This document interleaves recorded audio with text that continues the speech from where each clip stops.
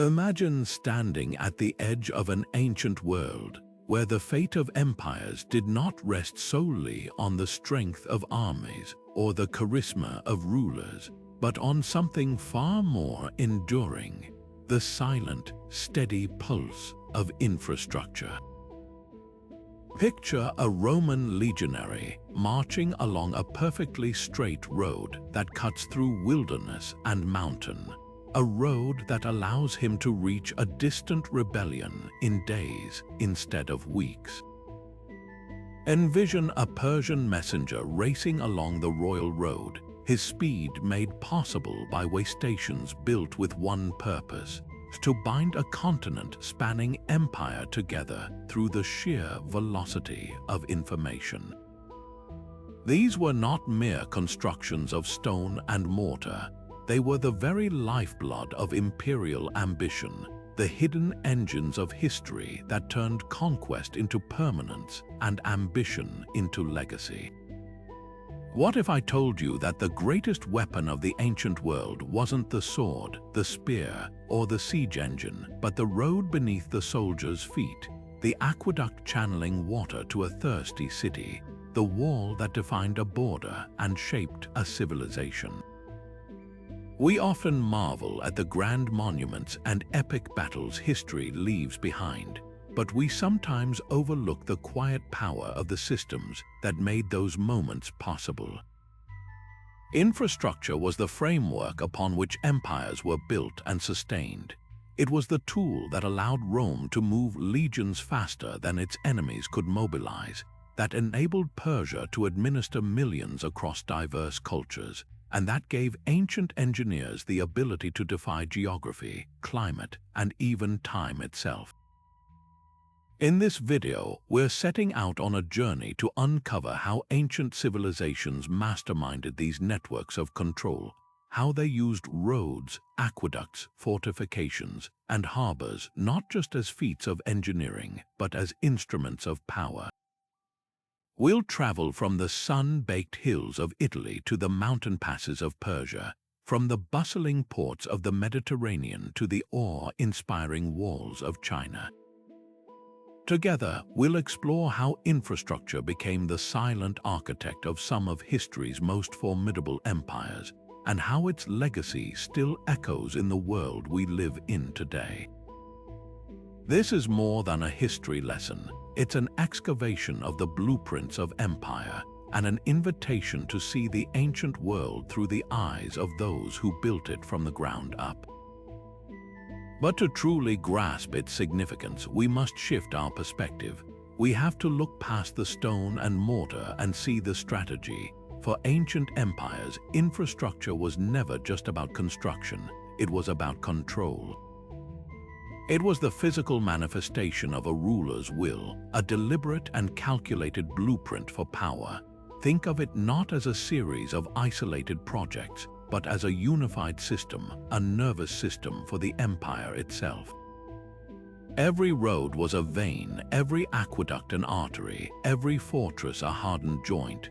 This network pulsed with soldiers, information, and trade goods, and it was this constant, controlled flow that gave an empire its strength and its reach. Without it, even the most powerful army was just a temporary force, unable to hold what it had taken or to administer the territories it claimed. The difference between a raid and a reign, between a momentary victory and a millennium-spanning civilization, often came down to this single critical factor: the ability to build, and to build with purpose. This purpose was almost always threefold: military, economic, and administrative. Militarily, infrastructure was a force multiplier. A Roman road, straight and paved, wasn't built for leisurely travel.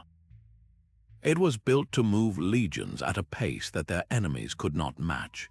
It meant that a rebellion in Gaul could be met not by a tired, depleted force that had trudged through mud for weeks, but by fresh, organized troops arriving with stunning speed. This rapid deployment was a form of psychological warfare, demonstrating the inescapable reach of imperial authority. Similarly, the Great Wall of China was more than a barrier. It was an elevated highway for troops, a system of watchtowers for communication, and a controlled checkpoint for regulating the very movement of people and goods. It didn't just keep threats out, it managed them. Economically, these projects created the wealth that sustained empires. The same Roman roads that moved soldiers also moved merchants. Secure, well-maintained highways drastically reduced the cost and risk of transporting goods, stimulating trade from one province to another. Taxes could be collected more efficiently, and resources extracted from conquered lands could be funneled directly to the capital. The Persian Royal Road, stretching over 1,500 miles, was the ancient equivalent of a high-speed internet cable for commerce, allowing commodities, ideas, and even cultural practices to flow across vast distances, weaving a diverse set of territories into a single, functional economic unit. An empire couldn't just take wealth, it had to create a system to generate and circulate it continuously. And finally, there was administration, the day-to-day governance of millions. Infrastructure made the sheer logistics of empire possible. Couriers on the Persian Royal Road, using a system of relay stations with fresh horses, could cover the distance from Susa to Sardes in just 7 days. This meant an emperor's decrees could be delivered, and reports from the farthest satrapies could be received with a speed that was nothing short of revolutionary for the ancient world. It allowed for a consistent application of laws, a centralized system of justice, and a bureaucratic apparatus that could keep detailed records on everything from population to grain harvests. This administrative cohesion prevented local governors from becoming independent warlords and gave subjects a sense of being part of a larger, organized whole, which in turn fostered a fragile but powerful thing: loyalty. So when we look at these ancient marvels, we're not just looking at engineering. We're looking at a grand strategy carved into the landscape itself. The rulers who understood this, the Alexanders, the Cyruses, the Caesars, knew that to build a road was to extend their influence, to construct an aqueduct was to win the loyalty of a city, and to erect a wall was to define the very idea of a border. Their ambition was literally set in stone, creating a foundation so strong that its echoes would shape the world for centuries to come. To truly grasp the scale of Roman ambition, we must picture a network so vast it could wrap around the earth 10 times over. 250,000 miles of paved highway, all meticulously planned, all engineered to last centuries. This was not a haphazard collection of paths. This was a single, integrated system designed to bind an empire together. And at the heart of this system was a principle so simple, yet so revolutionary: speed. The Roman road was built for the relentless, unstoppable pace of the legionary. They were not gentle, meandering country lanes. They were arrows shot straight across the landscape, cutting through hills, vaulting over rivers on sturdy bridges, and pushing through marshes on raised causeways. This directness was a military masterstroke. A Roman army could march from the coast of Gaul to the Rhine frontier faster than any local tribe could organize a defense. That speed was a psychological weapon as much as a logistical one, broadcasting the message that Roman power was immediate, inescapable, and everywhere. The secret to this endurance lay in their ingenious, layered construction. Roman engineers didn't just lay stones on dirt, they built upwards from a deep foundation. First, they dug a wide trench, the fossa. Then they packed it with a base layer of large stones, the stotumen. On top of that, they added a thicker layer of rubble mixed with lime, the rudus, which was painstakingly tamped down to create a solid, stable core. The next layer, the nucleus, was a finer mix of gravel and cement. And finally, the surface, the summum dorsum, was made of large, interlocking polygonal blocks of hard stone, fitted together with such precision that you often couldn't slip a knife blade between them. These surfaces were cambered, curving slightly towards the edges where drainage ditches ran, ensuring that rainwater would run off and the roadbed would remain dry and firm. This multi-layered masterpiece wasn't just a road, it was a complex piece of infrastructure designed to withstand the weight of centuries of traffic, weather, and war. But the impact of these roads reached far beyond the march of soldiers. They became the economic veins of the empire, pulsing with commerce. A merchant in Britannia could now reliably ship lead and tin to a buyer in Rome, his wagon rolling smoothly on a surface that was maintained and guarded by the state. The risk of banditry plummeted, the cost of transport fell, and the variety of goods available in even provincial markets exploded. Olive oil from Spain, wine from Gaul, glass from Syria, and spices from the east all flowed along these stone rivers. This economic integration was crucial.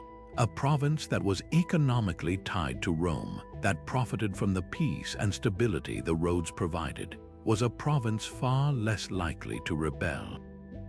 Prosperity became a tool of control. Perhaps the most profound effect, however, was cultural.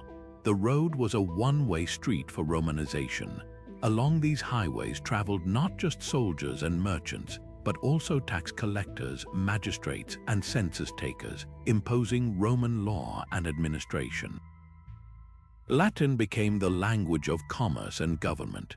Ideas, fashion, and religious cults spread from the cosmopolitan heart of the empire to its farthest corners. A local chieftain's son, seeing the efficiency and power of the Roman system, might be sent to school in a Roman-style town built at a crossroads. He would return not as a representative of his old tribe, but as a Roman citizen, imbued with Roman values. The road physically connected people to the empire, but it also connected their minds to a new, larger identity. No road exemplifies this transformative power better than the Appian Way, the Regina Virum, the Queen of Roads. Begun in 312 B.C., by the censor Appius Claudius Caecus, it started as a military supply line during the Samnite Wars, pushing south from Rome to secure victory. But it quickly became so much more. It grew to stretch over 300 miles, all the way to the port of Brundisium, the gateway to Greece and the East. To walk its remaining stretches today is to walk on history itself, on massive lava stones worn smooth by countless feet, chariot wheels, and the tread of history. The Appian Way wasn't just a path, it was a statement. It declared that Rome was here to stay, that its reach was permanent, and that its civilization would be carried to the world on a foundation of stone and sheer determination. It showed the ancient world that to control the land, you first had to define it, to connect it, and in doing so, you would eventually command it. Yet for all the power of roads to move armies and unify cultures, even the mightiest legionary could not march without water. An empire built on stone pathways also depended on a far more elemental resource, a constant, reliable supply of fresh water. Without it, cities starved, industries stalled, and armies withered. This is where ancient engineering achieved some of its most breathtaking triumphs, not with brute force, but with elegant, gravity-defying precision.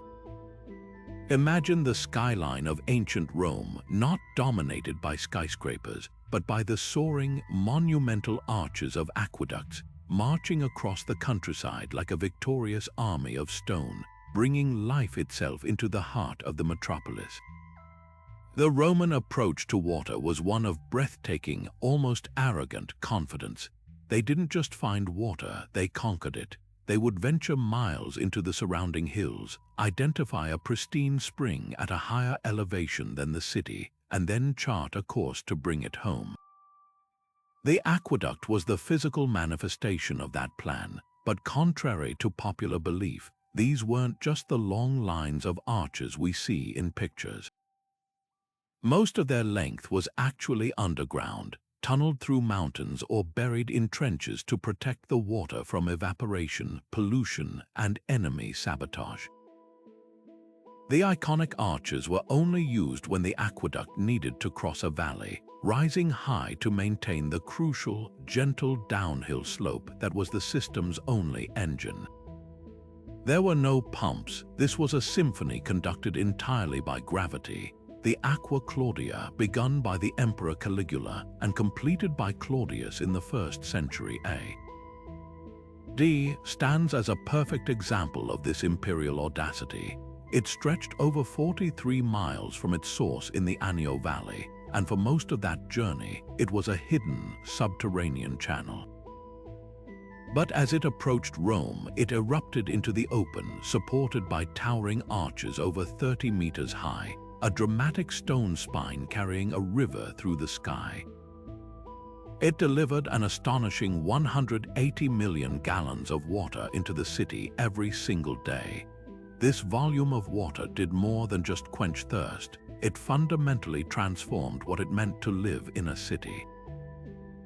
With this abundance, Rome could support a population of over 1 million people. Public fountains, or nymphea, bubbled at every major street corner, providing free water to all citizens. Elaborate public bath complexes, like the Baths of Caracalla, became social hubs where Romans of all classes could bathe, exercise, and conduct business in sprawling palaces of hygiene and leisure.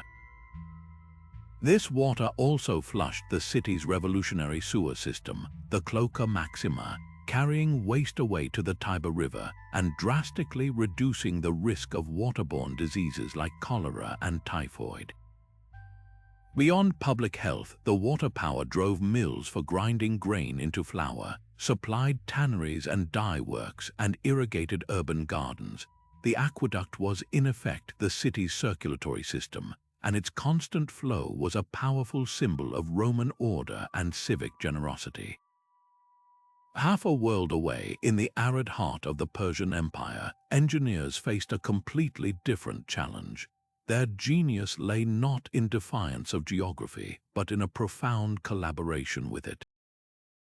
In landscapes where surface water was a fleeting luxury, they mastered the hidden, underground reservoirs with an invention called the Kanat. This was a system of gently sloping tunnels that tapped into the water trapped deep within alluvial fans at the base of mountains. A master well would be dug straight down until it hit the water table. Then, teams of workers, using nothing more than hand tools and an incredible understanding of elevation, would begin digging a horizontal tunnel backwards towards the foothills where a settlement was planned. The tunnel was just tall enough for a person to crawl through, maintaining a slope so slight that the water would flow steadily without eroding the tunnel walls. At regular intervals, vertical shafts were dug down to the tunnel for ventilation, for removing excavated material, and for providing ongoing access for maintenance. From the air, a Kanat system looks like a line of mysterious craters marching across the desert, a dotted line pointing towards life. These Kanats were marvels of sustainable engineering. They prevented water from evaporating under the fierce sun, kept it clean from contamination, and delivered a steady, reliable stream to the surface for irrigation, drinking, and cooling in underground chambers known as yakchuls. This technology made permanent settlement and large-scale agriculture possible in some of the most inhospitable environments on Earth. Persian cities like Yazd and Gonabad literally blossomed in the desert, their existence entirely dependent on the hidden rivers flowing silently beneath the sand. The Kanat was more than a water source. It was a community project requiring cooperation and careful management for centuries. It fostered a deep, localized sense of shared responsibility and order, a microcosm of the larger imperial administration that valued knowledge and resourcefulness.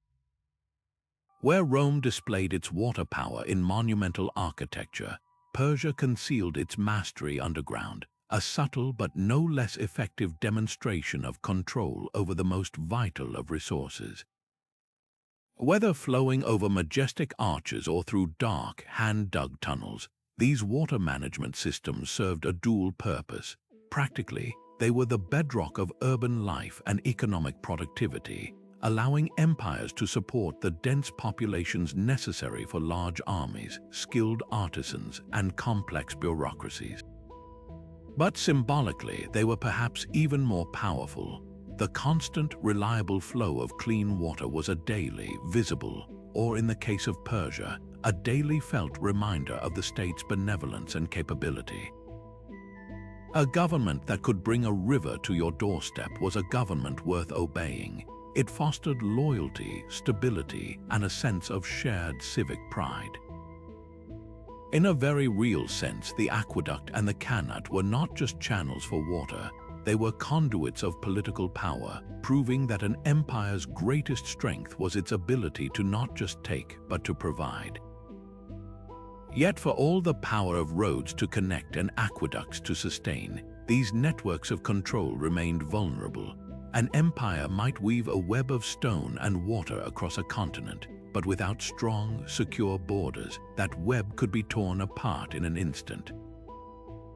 This is where ancient power took its most solid, most imposing form, not in the fluidity of movement, but in the absolute, unmovable presence of the wall.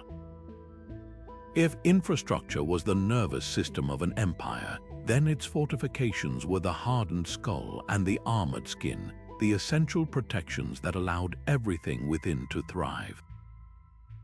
These structures were far more than simple barriers. They were complex, multi-layered instruments of strategy, designed not just to keep enemies out, but to shape the very political and psychological landscape of the ancient world. Consider the most famous defensive line in history, the Great Wall of China. Our common image is of a single, continuous stone snake slithering across mountain peaks, but the reality is far more fascinating and speaks directly to its strategic purpose. It was never one wall, but an evolving system of rammed earth, brick, and stone built and rebuilt by successive dynasties over 2,000 years. The Ming dynasty's contributions, which we most recognize today, were the most formidable. But its genius wasn't just in its staggering scale, stretching for over 13,000 miles. Its genius was in its integrated design. This was not a lonely, static barrier. It was an elevated highway, a communication network, and a tightly controlled customs border all in one. Watchtowers were placed at regular intervals, often within sight of each other, allowing signals to be passed via smoke or fire across vast distances at incredible speed. Garrison forts housed troops who could rapidly deploy to any threatened section, and crucially, the wall regulated movement. Key passes like Shanhaiguan, where the wall meets the sea, functioned as heavily fortified gates. This meant the empire could control trade with the northern nomadic tribes, taxing desirable goods like horses while preventing the movement of armies.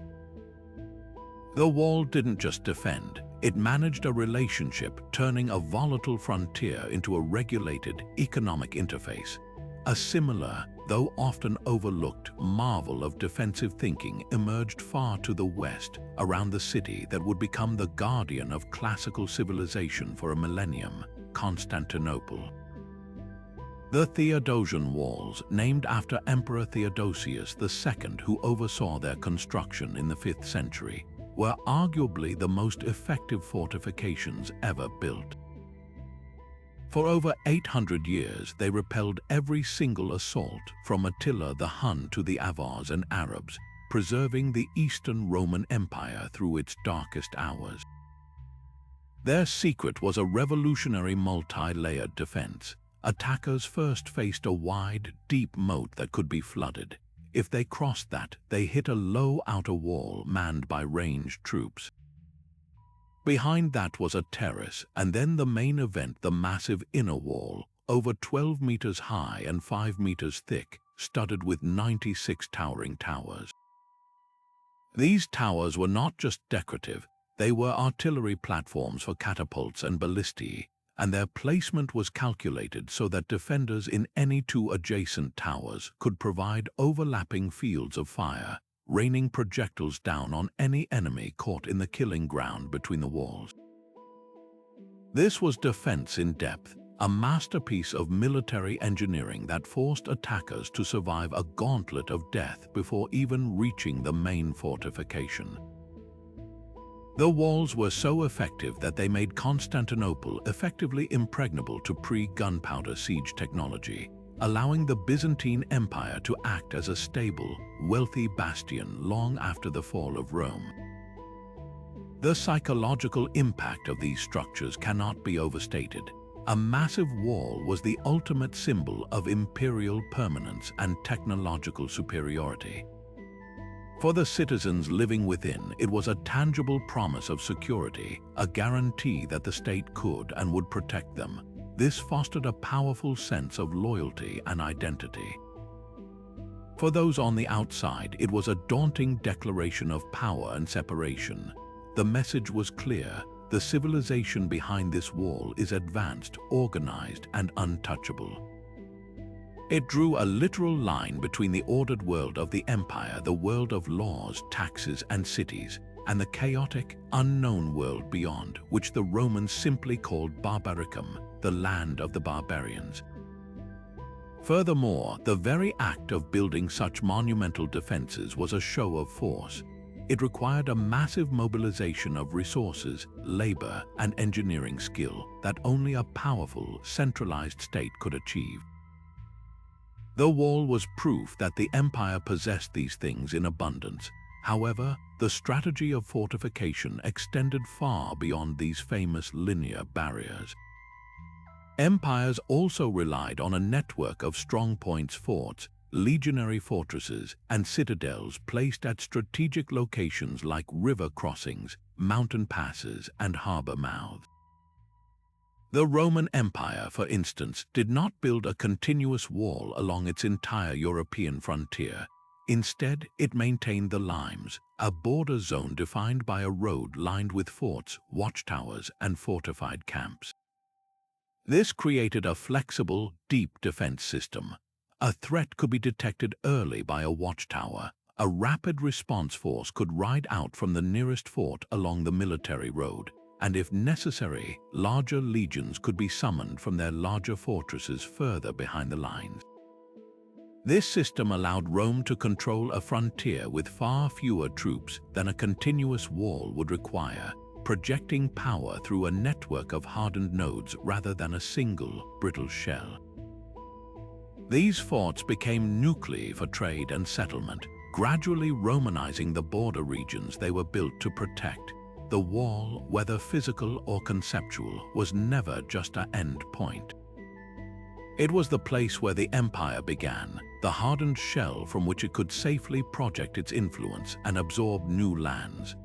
But even the most formidable walls and efficient roads would mean little if an empire could not cross the natural barriers that nature placed in its path. Rivers, canyons, and chasms could halt an army, strangle a trade route, and fragment a realm into isolated, ungovernable pieces. This is where ancient engineering achieved some of its most daring and elegant feats, not by going around these obstacles, but by leaping directly over them. The bridge was more than a convenience. It was a declaration of intent, a physical statement that no divide was too great for imperial ambition to overcome. It turned a river from a defensive border into an internal highway, transforming a barrier into a bridgehead for further expansion. The Romans, unsurprisingly, elevated bridge building to both a science and an art form. Their mastery of the arch and their revolutionary use of hydraulic concrete allowed them to construct crossings of breathtaking strength and longevity. Perhaps no single structure embodies this Roman spirit better than the bridge at Alcantara in modern-day Spain. Its very name, derived from the Arabic for the bridge, speaks to its enduring, defining presence. Completed in the year 106 A. AD, under Emperor Trajan, it was a project funded by 11 local towns, a clear indicator of its immense economic and strategic importance to the region. It strides across the deep Tagus River gorge on 6 massive granite arches, with a central span rising in awe-inspiring 48 meters above the water.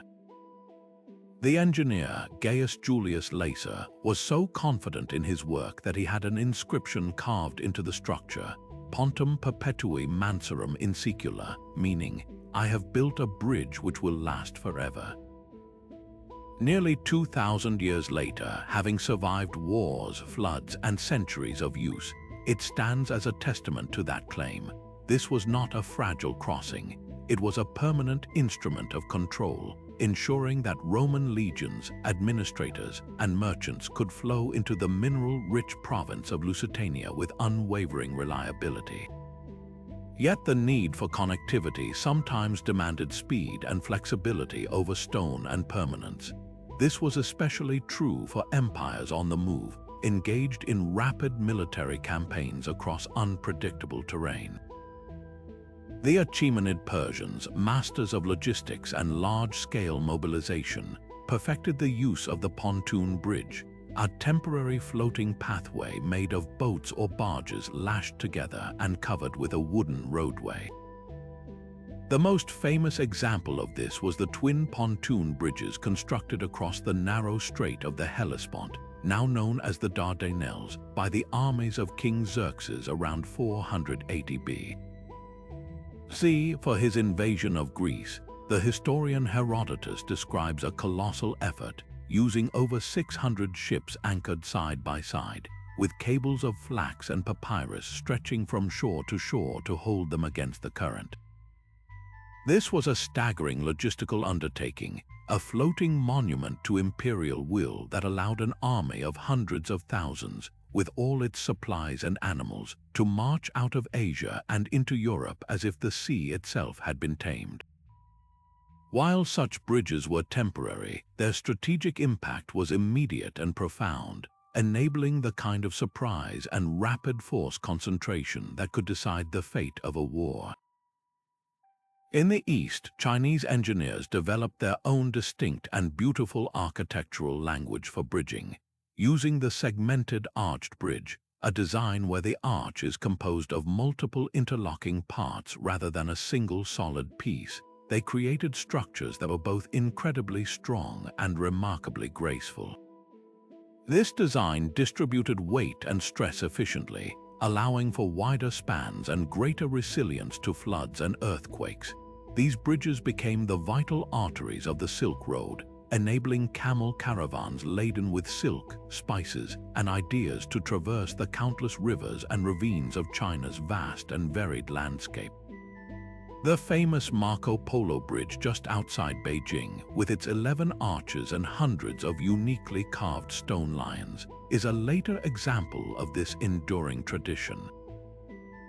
It wasn't just a functional piece of infrastructure, it was a work of public art that signaled safety, prosperity, and civilized order to every traveler who passed over it. It told merchants that they were on a maintained, official route under the protection and authority of the state. Ultimately, the true power of the bridge lay in this dual function. Militarily, it was a force multiplier, allowing an empire to project power across what were once insurmountable obstacles, surprising enemies and securing supply lines. Economically, it wove disparate regions into a single, integrated market, lowering the cost of trade and encouraging the movement of goods and people. But perhaps most importantly, psychologically and administratively, the bridge was a powerful symbol of unity. It physically bound one riverbank to another, one province to the next, making the abstract idea of an empire tangible and real for the people who lived within it. A citizen crossing a great Roman or Chinese bridge was literally walking on the backbone of their civilization, experiencing firsthand the engineering prowess and unifying vision that held their world together. By conquering geography, bridges didn't just connect land, They connected people, cultures, and economies, turning a collection of territories into a cohesive and powerful whole. While bridges conquered rivers and roads spanned continents, the true test of an empire's ambition often unfolded at the edge of the sea. The vast, unpredictable Mediterranean was not a barrier to the ancient world's greatest powers, it was the ultimate arena. To command it required more than just brave sailors and sturdy ships. It demanded a permanent, tangible foothold on the coast. This is where naval infrastructure transformed from a simple necessity into a profound statement of imperial power. A protected harbor was more than a parking lot for boats. It was a forward operating base, an economic engine, and a symbol of a civilization's ability to tame the chaos of the ocean itself. The Phoenicians, those master mariners from the coastal cities of Tyre and Sidon, were arguably the first to understand this on a grand scale. Their entire identity was built on sea trade, and their most famous colony, Carthage, was legendary for its harbor.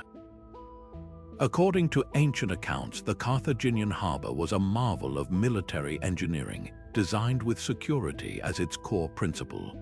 It was a massive, circular protected basin, surrounded by high walls and connected to the sea by a narrow, easily defended channel.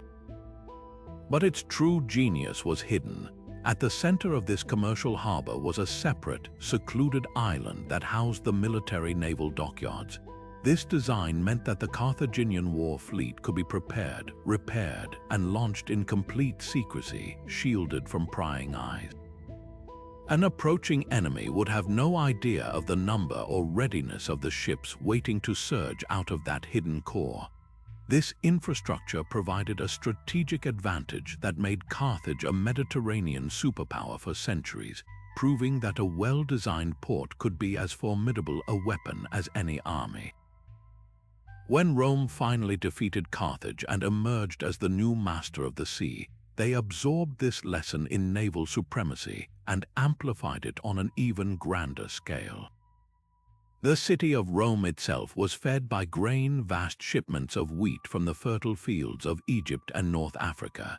A storm that sank a few grain ships in the treacherous waters near Ostia, Rome's original river mouth port, could spark famine and riots in the capital. The solution was one of the most ambitious infrastructure projects of the ancient world, the construction of Portus. Initiated by Emperor Claudius and later expanded by Trajan, Portus was a massive artificial harbor complex just north of Ostia. Claudius's engineers built two enormous curved breakwaters, like giant arms reaching out into the sea, to create a calm, safe anchorage. At the end of one breakwater, they constructed a towering lighthouse to guide ships safely into the harbor's embrace. But Trajan's improvement was the masterstroke. He added a vast hexagonal inner basin connected to the outer harbor by canals. This geometric marvel was not just for show. Its 6 sides provided an immense amount of docking space for cargo ships. Cranes could unload Egyptian grain directly into warehouses lining the wharves, where it was then transferred to smaller river barges for the final journey up the Tiber to Rome. Portus became the logistical heart of the empire, a machine whose sole purpose was to take in the bounty of the Mediterranean and pump it directly into the stomach of the capital. This guaranteed food security was the bedrock of Roman political stability. A well-fed population was a compliant population, and the ability to reliably feed over 1 million people year-round was a form of power that few rivals could ever hope to match. Beyond these famous examples, the components of naval infrastructure formed a sophisticated toolkit for maritime dominance. Breakwaters, built from sunken ships filled with concrete or massive stone blocks, absorbed the fury of storms, creating the calm water necessary for safe loading and repair. Sophisticated dry docks and ship sheds, like those found in Athens' Piraeus harbor, allowed for the maintenance and storage of warships, protecting their hulls from rot and marine borers, and ensuring the fleet was always ready for action. Lighthouses, such as the famous Pharos of Alexandria, one of the 7 wonders of the ancient world, served as beacons of safety and symbols of imperial benevolence, guiding all merchant vessels and their valuable taxes safely to shore. The ultimate effect of this network of ports and harbors was to turn the sea from a lawless wilderness into a governed imperial space. A dominant navy, supported by this infrastructure, could clear sea lanes of pirates, protect friendly shipping, and interdict the trade of enemies. This created a virtuous cycle. Secure trade routes encouraged more commerce, which generated more wealth for the state, which could then fund a larger navy to further expand and protect its maritime interests. It allowed for the establishment and supply of distant colonies, projecting power far beyond the empire's contiguous land borders. Control of the waves meant control of the world's greatest highway, and the empires that built the best ports ultimately built the rules by which that highway was traveled. Think of the ancient world's greatest empires not just as collections of territories, but as living organisms. Their roads and aqueducts were the veins and arteries, but for any organism to function, it needs a nervous system, a way to send signals from the brain to the extremities and back again, faster than any threat can materialize. In an age devoid of electricity, this nervous system was built from sweat, horseflesh, and stone. The ultimate strategic advantage wasn't always the size of the army, but the speed at which its commander could think and react across continents. This was the power of state-controlled communication networks, and no empire mastered this art more completely than Persia under the Achaemenid dynasty. The crown jewel of this system was the Royal Road, an engineering project of breathtaking ambition that connected the imperial capital of Susa, deep in modern-day Iran, to the Aegean coast at Sardis, a distance of around 1,600 miles. But its true genius wasn't in the roadbed itself, impressive as it was. Its power lay in the infrastructure of speed built directly on top of it. Dotting the entire length of the route were over 111 way stations, known as stathmoi. These were not simple inns or rest stops. They were highly organized relay posts, each one staffed and stocked by the imperial government. At each station, a fresh, saddled horse and a fit, rested messenger were kept at the ready, day and night. This system allowed a single piece of information to travel with a velocity that was simply unimaginable to most people of the time. A royal messenger, or paradasish, would ride his horse at a gallop from one station to the next. Upon arrival, he wouldn't pause to rest or explain. He would simply hand the official communique to the waiting rider at that station, who would immediately leap onto a fresh horse and continue the sprint to the next post. In this relay race of information, the message moved continuously, unaffected by the fatigue of a single man or animal. The Greek historian Herodotus, our primary source for this system, famously wrote that neither snow nor rain nor heat nor gloom of night stays these couriers from the swift completion of their appointed rounds. This wasn't mere poetic flourish, it was a stunned acknowledgement of an unstoppable administrative machine. A message could traverse the entire length of the empire from end to end in just 7 days. For context, the same journey on foot for a typical caravan would have taken a grueling 3 months. This velocity granted the Persian king of kings a god-like perspective over his domains. He could receive urgent intelligence about a rebellion brewing in a distant satrapy and dispatch orders for its suppression before the rebels had even finished gathering their forces.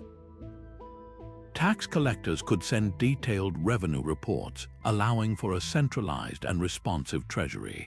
Royal judges could send their verdicts, ensuring a consistent application of law from Egypt to India. The network didn't just carry commands, it carried the very essence of imperial cohesion, weaving a tapestry of diverse cultures and peoples into a single, manageable entity through the constant, rapid flow of information. Not to be outdone, the Romans looked at the Persian model and refined it into their own formidable system, the cursus publicus, or the public way.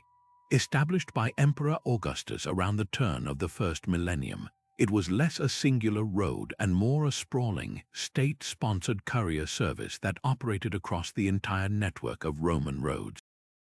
The sophistication lay in its hierarchy and specialization. The cursus publicus utilized two main types of transport: the cursors, who were fast runners or riders carrying light messages and letters, and the veridarii, who drove light carriages for swifter travel of officials or slightly heavier cargo. The backbone of the system was its way stations, which came in two forms. The mutations were smaller posts spaced about every 10 to 15 miles, roughly a day's ride, where a traveler could change horses, mules, or carriages. Then, every 20 to 25 miles were the larger mansions. These were full-service complexes offering lodging, food, repairs, and storage, acting as administrative hubs for the system. All of this was funded by the state and paid for by taxes, a massive investment that the Roman government willingly made because it understood the return. Provincial governors were required to provide the animals, wagons, and supplies for the stations within their territory, making the system a direct responsibility of local administration and further embedding it into the fabric of imperial control. The impact on military and political coordination was profound. A Roman general on the German frontier could send a request for reinforcements to Rome and receive a response in a matter of weeks, not months. The emperor could keep a close watch on his provincial governors, receiving regular reports and sending instructions to prevent any one of them from becoming too powerful or independent. News of a natural disaster, a poor harvest, or a barbarian incursion could be rushed to the capital, allowing for a coordinated response that could mitigate the damage. The Roman world, for all its vastness, felt smaller and more manageable because of this relentless, rhythmic pulse of messengers moving along its stone arteries. The common thread between the Persian and Roman systems, and indeed for any successful ancient empire, was the radical compression of time and space. In the arena of geopolitics, information is power, but only if it is timely. A message that arrives too late is worse than useless. It is a historical tragedy. These communication networks provided the ultimate strategic advantage: foresight. They allowed an empire to be proactive instead of reactive, to put out small fires before they became conflagrations, and to project a presence of omniscient authority to every corner of its realm. The message sent was not just the words on the scroll, but the medium itself, a powerful demonstration that the central power was always watching, always listening, and could always reach out its hand with breathtaking speed. In the end, the empire that could speak to itself the fastest was often the empire that survived the longest. But the ultimate power of these planned cities was not just in their grand monuments, but in their subtle, everyday design, the very layout of their streets. The grid plan, used masterfully by the Romans and inherited from earlier Greek models, was far more than an efficient way to organize space. It was a psychological and administrative tool of immense power. In a newly conquered territory, Roman surveyors would arrive with their grommi, precise instruments for laying out perfect right angles. They would first establish two main axes, the Cardo Maximus running north-south and the Decumanus Maximus running east-west. From this cross, the entire city would be plotted into a predictable, rational grid of rectangular blocks called insulae. This order imposed a sense of Roman rationality onto what was often a chaotic landscape. It sent an unmistakable message: here, the empire brings order from chaos, logic from disorder.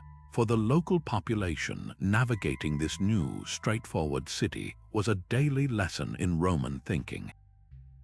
There were no confusing, winding alleys where rebellion could fester unseen.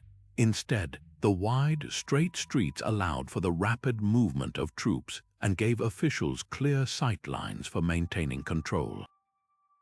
This grid was the physical manifestation of Roman law itself, systematic, impartial, and all-encompassing. At the heart of this grid, both physically and symbolically, was the Forum. This was not merely a public square, it was the central processing unit of the entire Roman urban machine. Imagine stepping into the Forum of a provincial capital like Timgad in North Africa. You would be surrounded on all sides by the institutions of power and daily life. The Basilica, a large, imposing hall with a central nave and aisles, housed the law courts and served as a covered market and meeting hall. Here, justice was administered according to Roman law, a powerful and daily reminder of the new legal order. The Curia, or town council building, was where the local elite, often co-opted and given Roman citizenship, would gather to manage the city's affairs under the watchful eye of a Roman governor.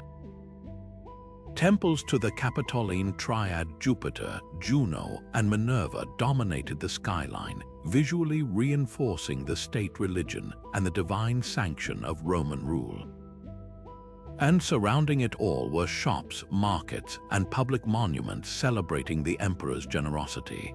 Every errand, every legal dispute, every religious observance, and every political decision funneled through this one space, making the Forum a relentless, inescapable engine of Romanization. This process of assimilation was the masterstroke of Roman urban planning. A new city, or a redeveloped older one, acted as a powerful magnet. For the local elite, adopting Roman customs, wearing the toga, and participating in the city's governance was a path to prestige and power within the new system. For veterans of the auxiliary troops, who were granted Roman citizenship upon retirement, these planned cities offered a plot of land within a familiar, Roman-style environment. Their presence created a core population of loyal, Romanized citizens in the very heart of a new province. The city's amenities, the public baths, the theaters for performances of Roman plays, and the amphitheaters for gladiatorial games were not just entertainment. They were schools of Roman culture. A local tribesman might come to the amphitheater to see a spectacle and find himself witnessing a reenactment of a famous Roman military victory. He would bathe in the public baths alongside Roman citizens, absorbing their language and customs.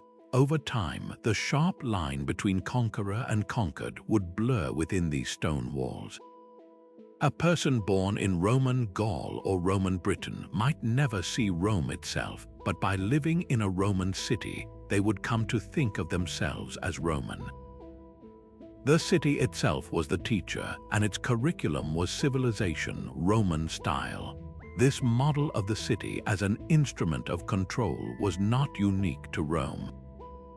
Half a world away, in the heart of the Persian Empire, the ceremonial capital of Persepolis served a similar, though distinct, purpose. Where Roman cities were designed for lived experience and assimilation, Persepolis was built for awe and spectacle. Its primary function was not as a dwelling place for masses of people, but as a staggering stage for the ritual of power. Built on a massive artificial terrace, access was granted via a grand staircase designed to be climbed slowly and deliberately, forcing visitors into a state of anticipation. They would then pass through the Gate of All Nations, guarded by colossal stone Lamashu mythical winged bulls with human heads, a terrifying and magnificent welcome. The heart of the complex was the Appian, a vast audience hall supported by 72 towering columns, where the king would receive delegates from every corner of the empire during the New Year festival. The genius of Persepolis's design was in its narrative architecture. The walls of the staircases and platforms were covered in intricate reliefs that depicted a continuous, orderly procession. Representatives from over 23 subject nations are shown bringing gifts, Armenians with horses, Babylonians with textiles, Ethiopians with ivory, each figure carved in their distinct national dress. But they are not shown in conflict or subjugation.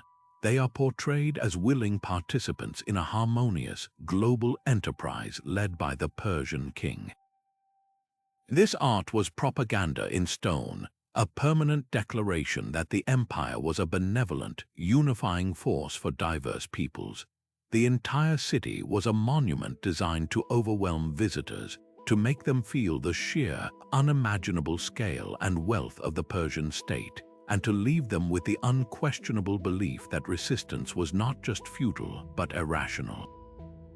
It was urban planning not for living but for believing. Yet for all the strategic brilliance of their roads and harbors, even the most powerful empires could not survive on ambition alone. They ran on something far more tangible: money, resources, and the relentless flow of goods. This is where imperial strategy moved from the grand and monumental to the deeply practical, building the economic machinery that could transform conquered lands into a renewable source of wealth. An empire might be won by the sword, but it was always sustained by the marketplace, the warehouse, and the mint. This invisible framework of economic infrastructure was the true life support system for imperial ambition, the engine that converted raw resources into lasting power. Perhaps no system better illustrates this than the Roman annona. At its heart, the annona was a simple, brilliant bargain between the state and its people. The city of Rome, with a population that swelled to over 1 million, was a powder keg of potential unrest.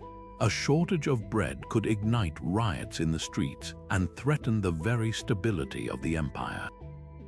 The solution was not to hope for the best, but to engineer a guarantee.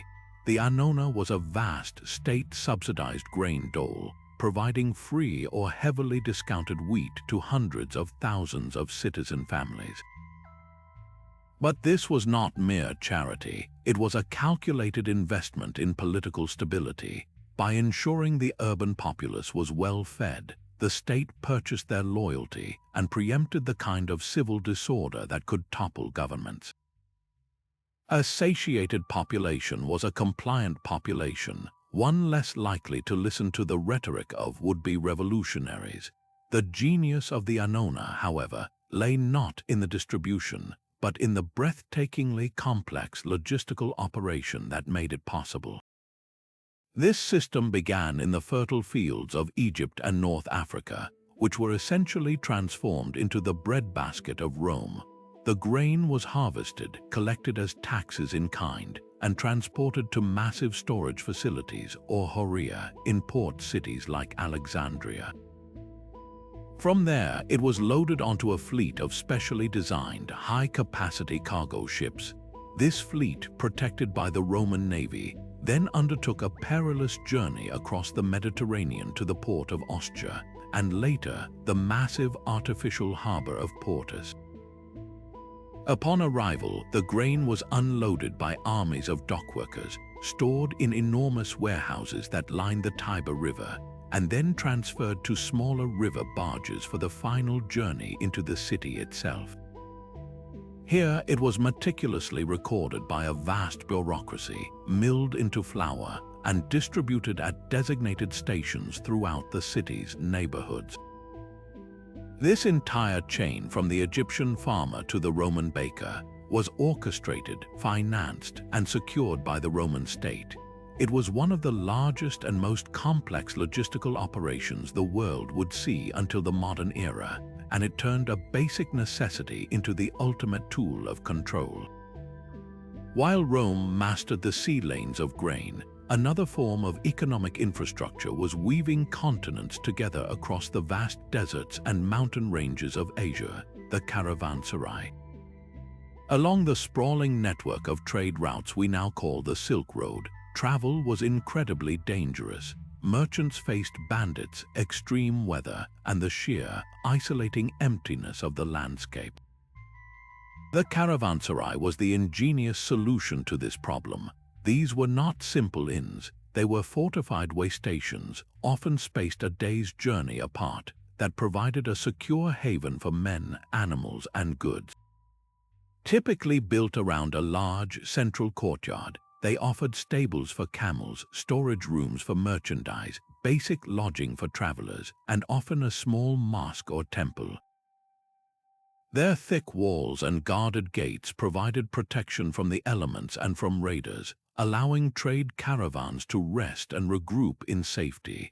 The economic impact of this network was profound.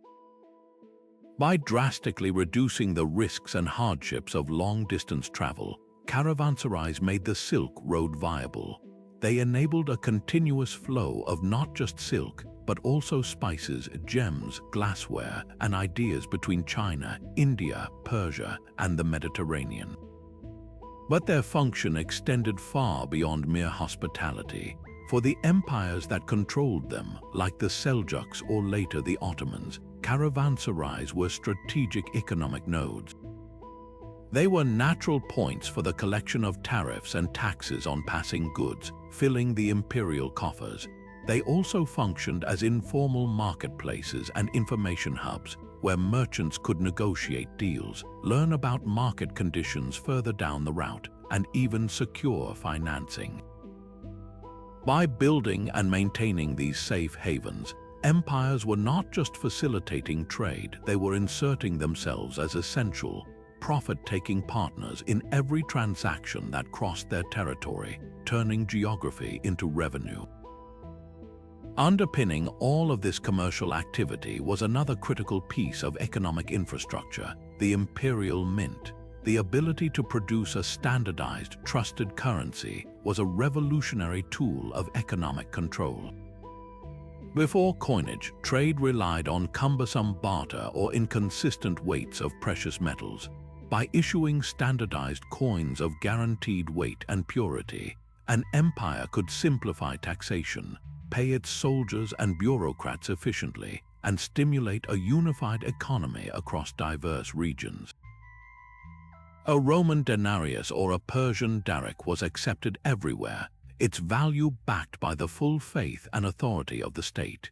This created a seamless economic zone within the empire's borders, making it vastly easier to move wealth from where it was generated to where it was needed most often, the imperial treasury and the military camps. The mint was the machine that turned raw bullion into the liquid capital that fueled the engines of state, funding the next campaign of expansion or the next monumental public work. It was the final, crucial piece of the puzzle, transforming the chaotic energy of trade into a disciplined, renewable source of imperial power. Yet beyond the pragmatic machinery of grain dole and trade routes, empires wielded a subtler, more profound tool of control, one that targeted not the belly or the purse, but the very soul. The most enduring conquests are not just of land, but of the mind, and ancient rulers understood that to shape what people believed was to secure their loyalty for generations. This is where stone and mortar transcended their physical form to become canvases for ideology, where temples, theaters, and monuments were deployed not merely as places of worship or entertainment, but as instruments of psychological assimilation. This architectural propaganda was the final, crucial layer in the blueprint of empire, designed to forge a shared identity and justify the power of the ruling elite in the eyes of the divine and the conquered alike. Consider the Parthenon, that majestic temple crowning the Acropolis in Athens. To the modern eye, it is a symbol of democracy and classical beauty, but in its own time, it was a stark declaration of imperial power and wealth. Built under the leadership of Pericles in the 5th century B.C., it was funded by the treasury of the Delian League, an alliance of Greek city-states originally formed to fight Persia. Athens, however, had effectively transformed this coalition into its own empire, using the collective funds for its own glorification. The Parthenon was a physical embodiment of that dominance. Its immense scale, its breathtaking sculptural friezes depicting Athenian religious rituals, and the colossal gold and ivory statue of Athena Parthenos inside were not just for pious admiration. They were a calculated display of Athenian cultural, economic, and military superiority, aimed at both its own citizens and the subordinate states who had effectively paid for it. The message was clear: our gods are magnificent, our city is preeminent, and our right to lead is sanctioned by the heavens themselves. The Romans adopted and perfected this strategy on an even grander scale. Across every province they conquered, they erected temples dedicated to the Capitoline triad Jupiter, Juno, and Minerva. These were not quiet places of personal reflection. They were central, imposing features of the Roman Forum, the administrative heart of every city. Their very architecture, with their tall columns and elevated podiums, forced citizens to look up in awe, physically reinforcing the hierarchy of power. But the true genius lay in religious syncretism. Rather than simply demanding the conquered peoples abandon their gods, the Romans often identified their own deities with local ones. A Celtic god of thunder might be reinterpreted as a manifestation of Jupiter. This practice, while seemingly tolerant, was a brilliant maneuver. It allowed for a gradual, less confrontational absorption of local cults into the Roman state religion. By worshipping their familiar god in a Roman temple, under a Roman name, and often alongside a statue of the emperor, subject populations were slowly, unconsciously, drawn into the cultural and political orbit of Rome. The temple became a classroom for loyalty, teaching that Roman authority and divine order were one and the same. This use of architecture as narrative reached its most sophisticated form in the ceremonial capital of the Persian Empire, Persepolis. Unlike a city designed for living, Persepolis was built for a single, overwhelming purpose: to stage the ritual of submission and glorify the king. Every aspect of its design was meticulously crafted to inspire awe and reinforce the ideology of a harmonious, benevolent empire. Visitors, whether foreign delegates or Persian nobles, were forced to climb a grand staircase, a physical act of ascent that built anticipation and emphasized the elevated status of the ruler they were approaching. They then passed through the Gate of All Nations, guarded by colossal lamashu mythical winged bulls with human heads, symbols of immense power and protection. The heart of the propaganda was the Appadana, the great audience hall. Its walls were covered in intricate reliefs that depicted a continuous, orderly procession. Representatives from over 23 subject nations are shown bringing gifts: Lydians with vases, Ethiopians with ivory, Armenians with horses, each figure carved in their distinct national dress. Crucially, they are not portrayed as shackled prisoners or defeated foes, but as willing, dignified participants in a global enterprise led by the Persian King of Kings. This art told a powerful story. The empire was not a tyranny, but a universal force for peace and prosperity that united diverse peoples under a single, benevolent authority.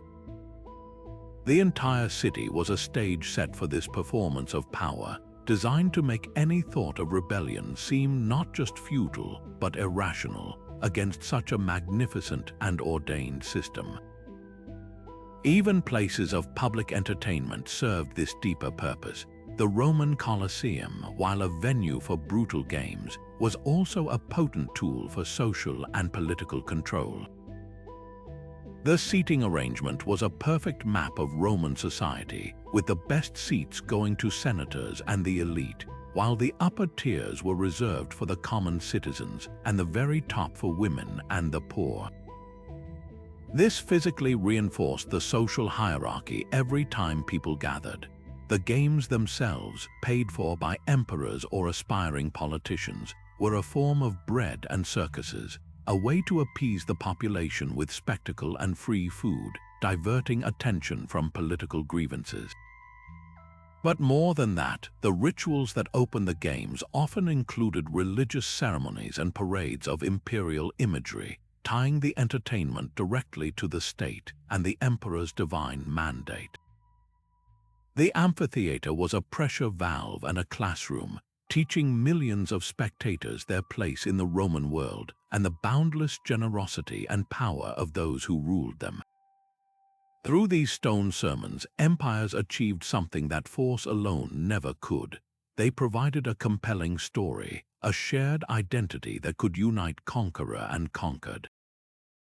A Gaul might never see Rome, but by worshipping in a temple dedicated to Jupiter, watching a play in a Roman theater, or marveling at a triumphal arch celebrating an emperor's victory, he would gradually come to see himself as part of that Roman story.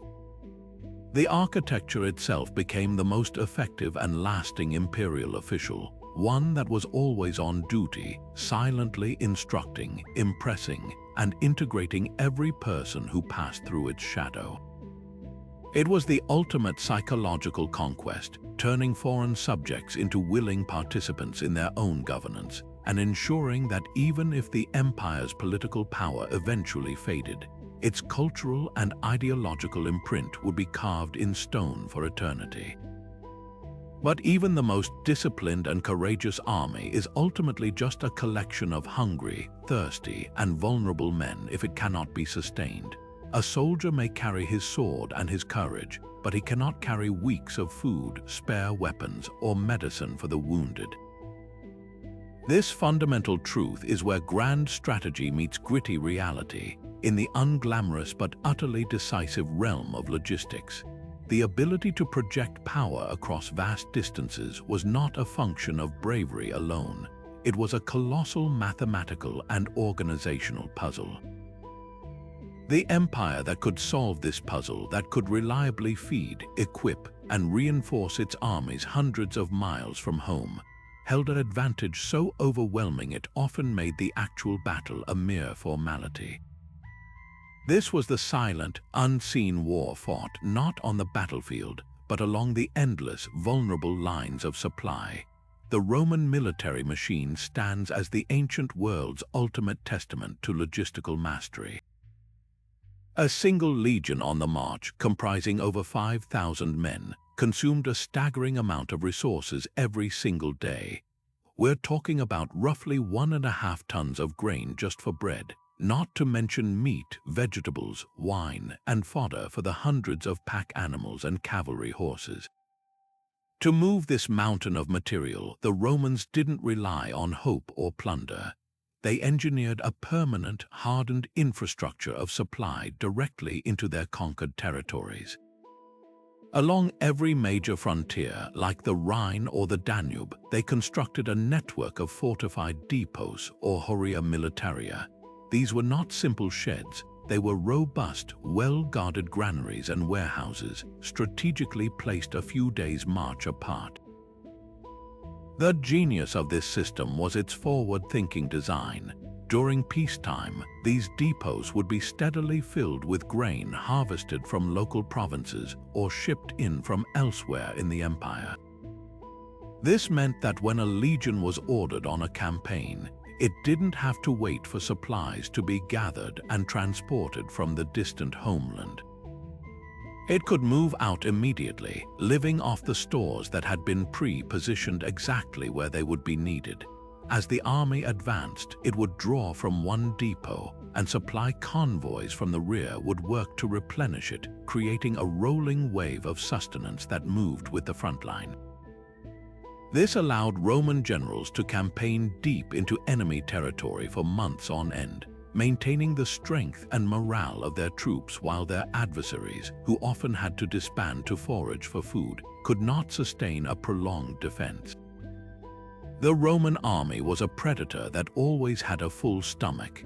The Achaemenid Persians, masters of governing a vast and diverse empire, applied a similar principle of pre-positioning, but with a focus on breathtaking speed and mobility for their invasions. Their key innovation was the use of naval support for land campaigns. when King Xerxes launched his monumental invasion of Greece in 480 BC. His army was accompanied by a massive fleet sailing along the coast.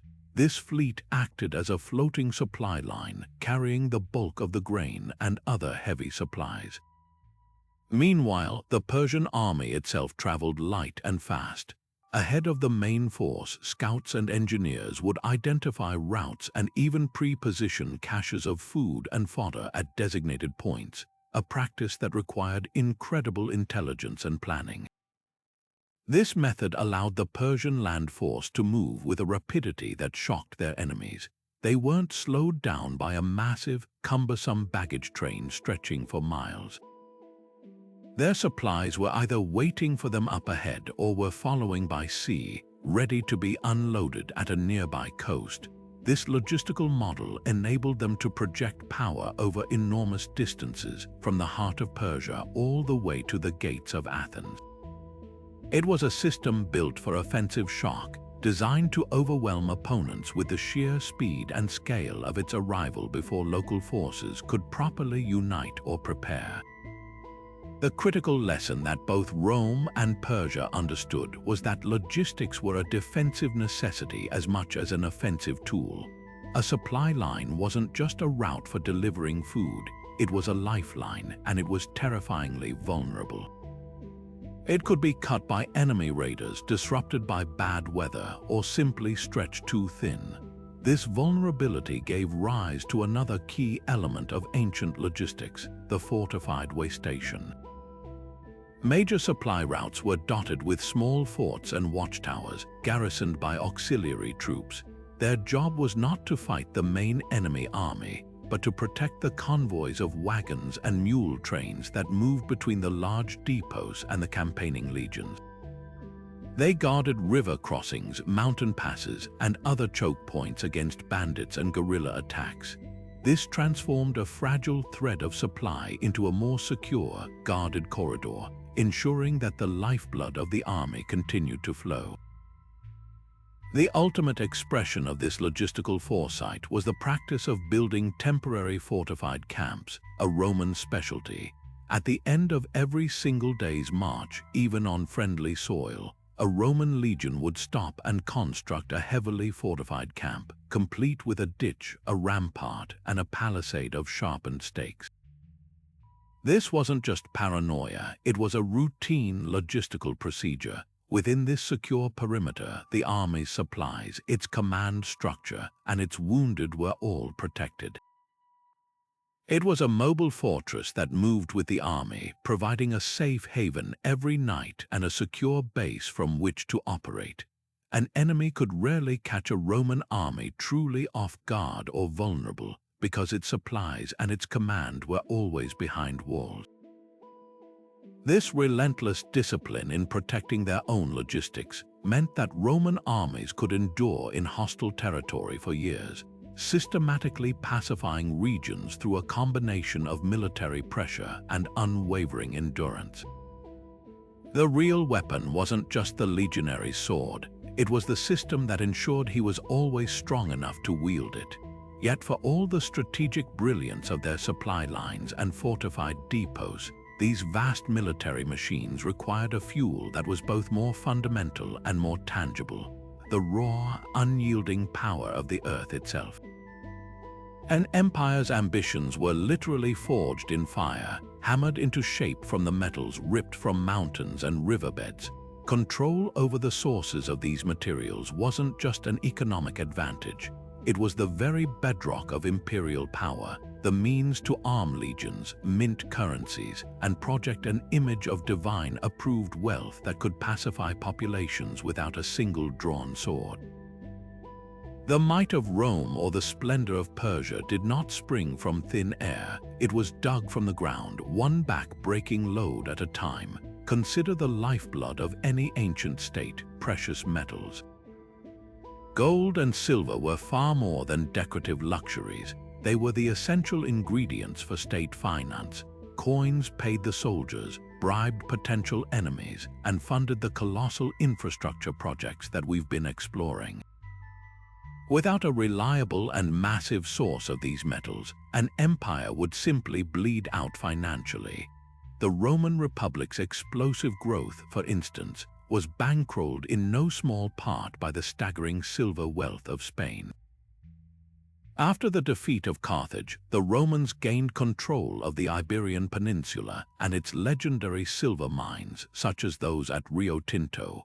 Here, they employed hydraulic mining on an industrial scale, using aqueducts to channel water to blast away entire hillsides and reveal the precious ore beneath.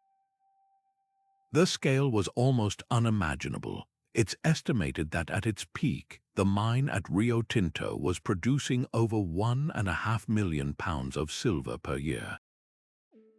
This river of bullion flowed directly to the Roman mint, allowing the state to finance its endless wars of expansion, pay its growing bureaucracy, and flood the economy with a standardized currency that facilitated trade across the entire Mediterranean.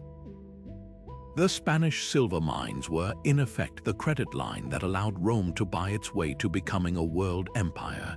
Similarly, the vast Persian Empire of the Achaemenids drew immense wealth from its gold mines, particularly those in territories like Lydia and Bactria. The famous gold of Lydia, panned from the river Pactolus, provided the raw material for the first standardized gold coinage in history, the daric. These coins, stamped with the image of a Persian king or warrior, were renowned for their consistent purity and weight. They became the trusted currency of international trade across the Middle East, a tangible symbol of Persian economic power and reliability. This control over gold allowed the Persian King of Kings to maintain a lavish court, fund a sophisticated administration, and present gifts of breathtaking opulence to subordinate rulers, binding them in relationships of obligation and debt. The display of gold was a psychological weapon, dazzling visitors and subjects alike with a visible, undeniable proof of the empire's boundless resources and divine favor. But empires were not built on precious metals alone. For every gleaming gold coin, there were countless tons of a far more utilitarian, yet equally vital, metal, iron. Control over iron ore deposits and the means to smelt it was what put sharp swords in the hands of soldiers and sturdy tools in the hands of farmers. An empire that could produce iron weapons in massive quantities held a decisive military edge over rivals who might still be using bronze. The Romans, for example, were meticulous in securing iron-rich regions early in their expansion. The island of Elba off the coast of Italy was one of their first major sources, and later the conquest of Noricum, a region in modern-day Austria, provided them with access to some of the highest quality iron in the ancient world. This Noric steel was famously tough and resilient, perfect for the gladius, the short stabbing sword that was the backbone of the legionaries' arsenal.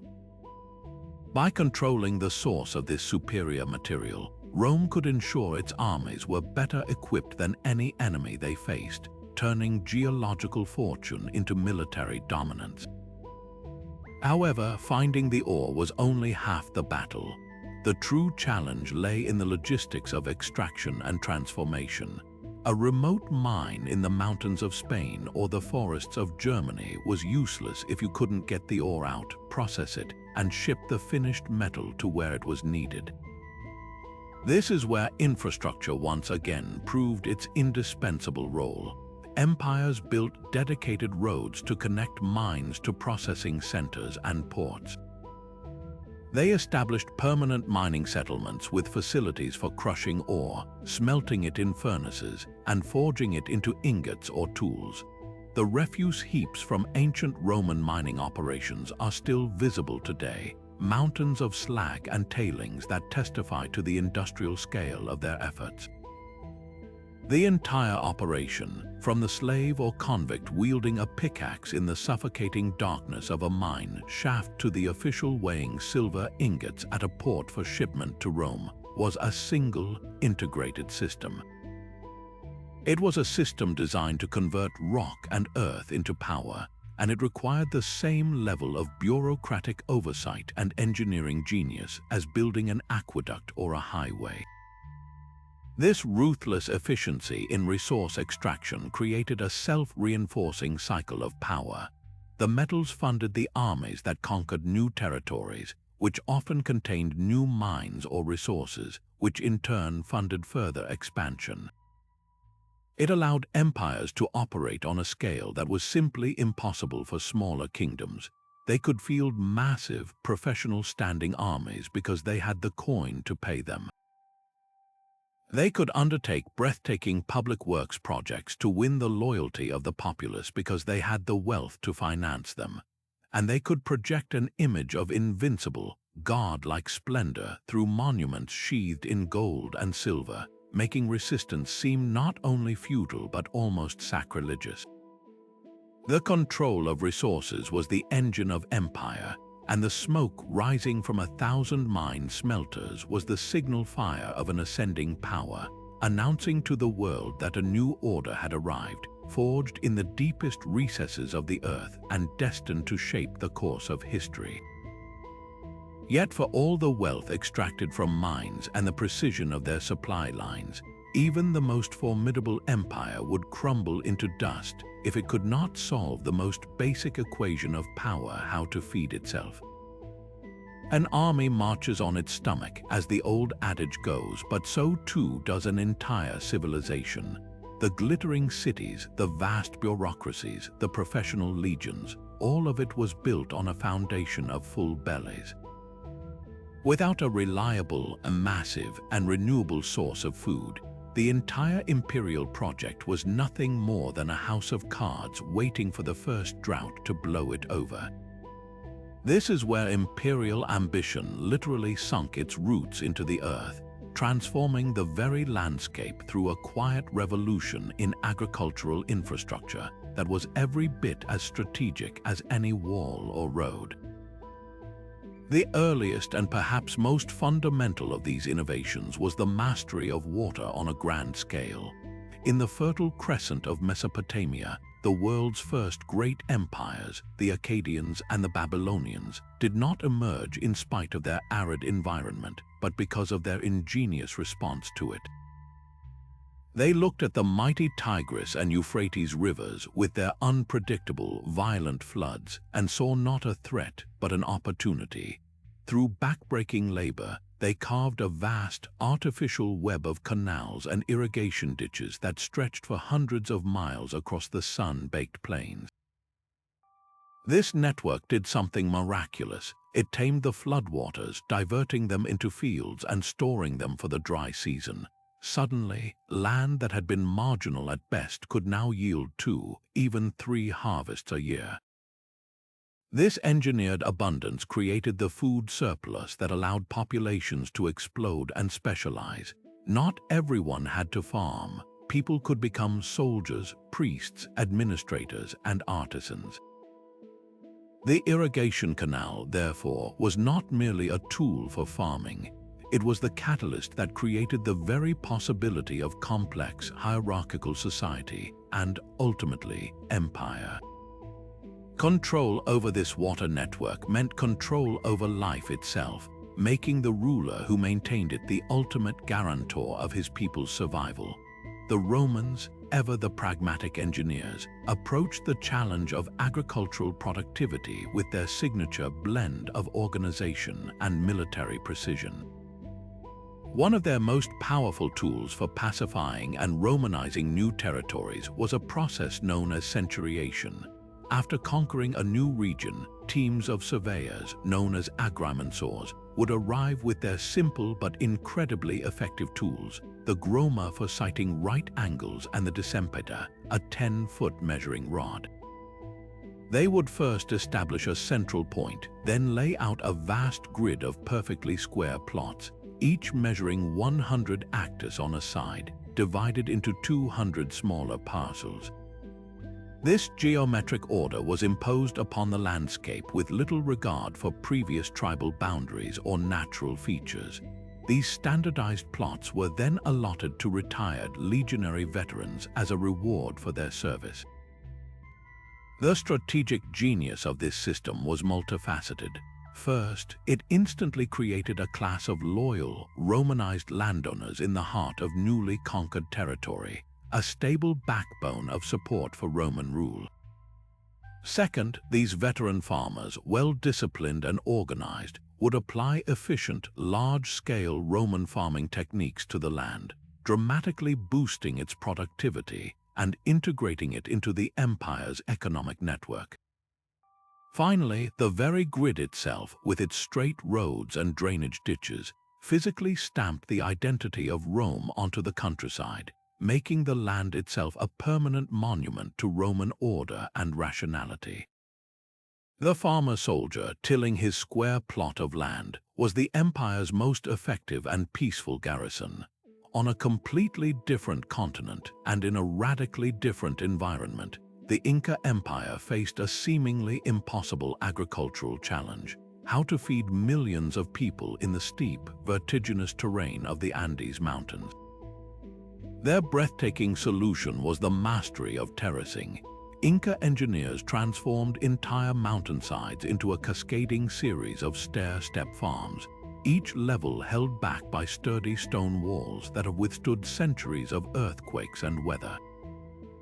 The function of these walls was brilliant. They stopped precious topsoil from being washed away by heavy rains. They created flat, manageable plots on dizzying slopes, and they acted as thermal masses, absorbing heat from the sun during the day and releasing it slowly at night to protect delicate crops from frost. But the Incas didn't stop there. They integrated these terraces into a sophisticated hydraulic system of canals and aqueducts that channeled water from high-altitude lakes and glaciers to every single field. This allowed them to grow a staggering variety of crops, from potatoes and quinoa at higher elevations to maize and cotton in the warmer valleys below. This agricultural infrastructure allowed the Inca to support a large, centralized population without the wheel or draft animals, proving that human ingenuity could conquer even the most daunting geographical obstacles to create the surplus necessary for imperial power. The ultimate goal of all this innovation, the canals, the grids, the terraces, was to achieve one thing: a predictable and massive food surplus. This surplus was the fundamental fuel of empire.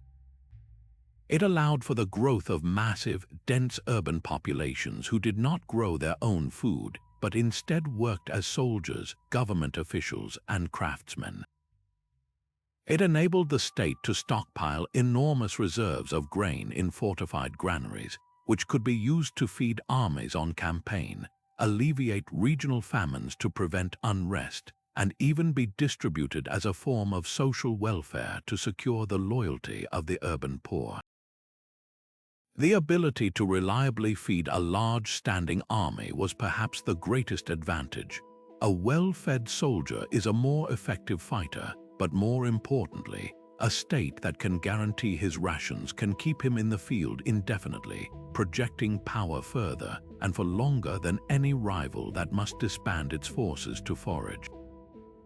The agricultural revolution engineered by these empires proved a timeless truth. Conquests may be won by the sword, but they are always consolidated by the plow.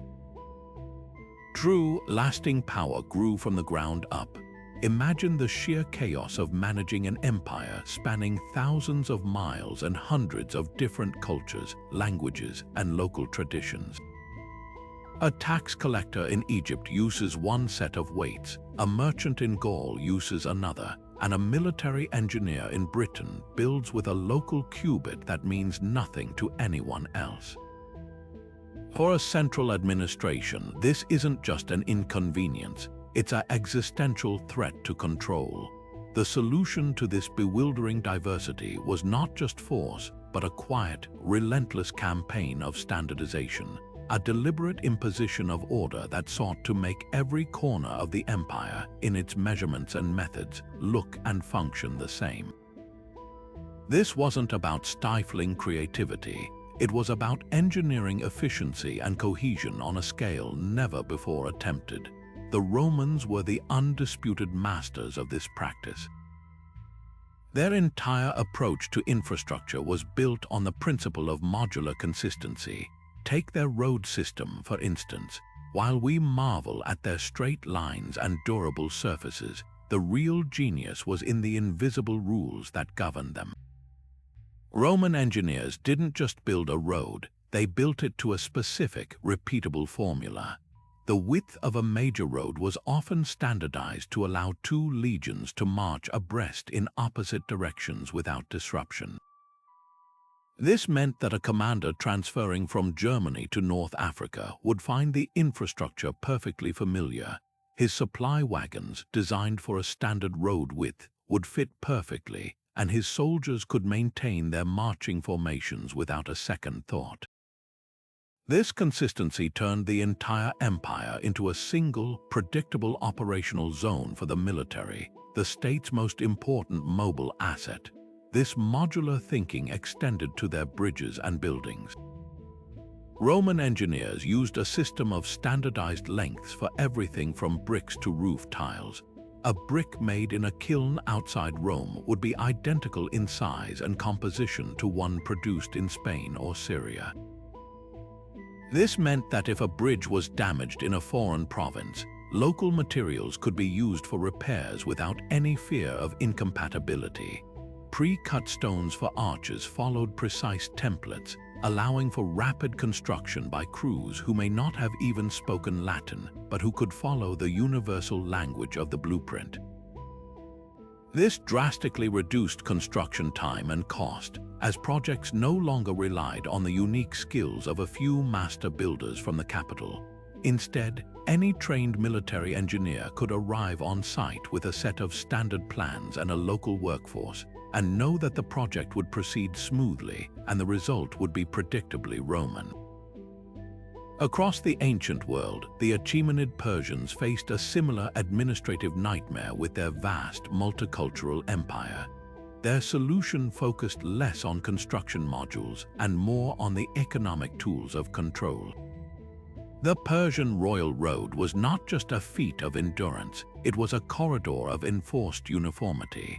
Along its length, the king's officials imposed a single, universal system of weights and measures.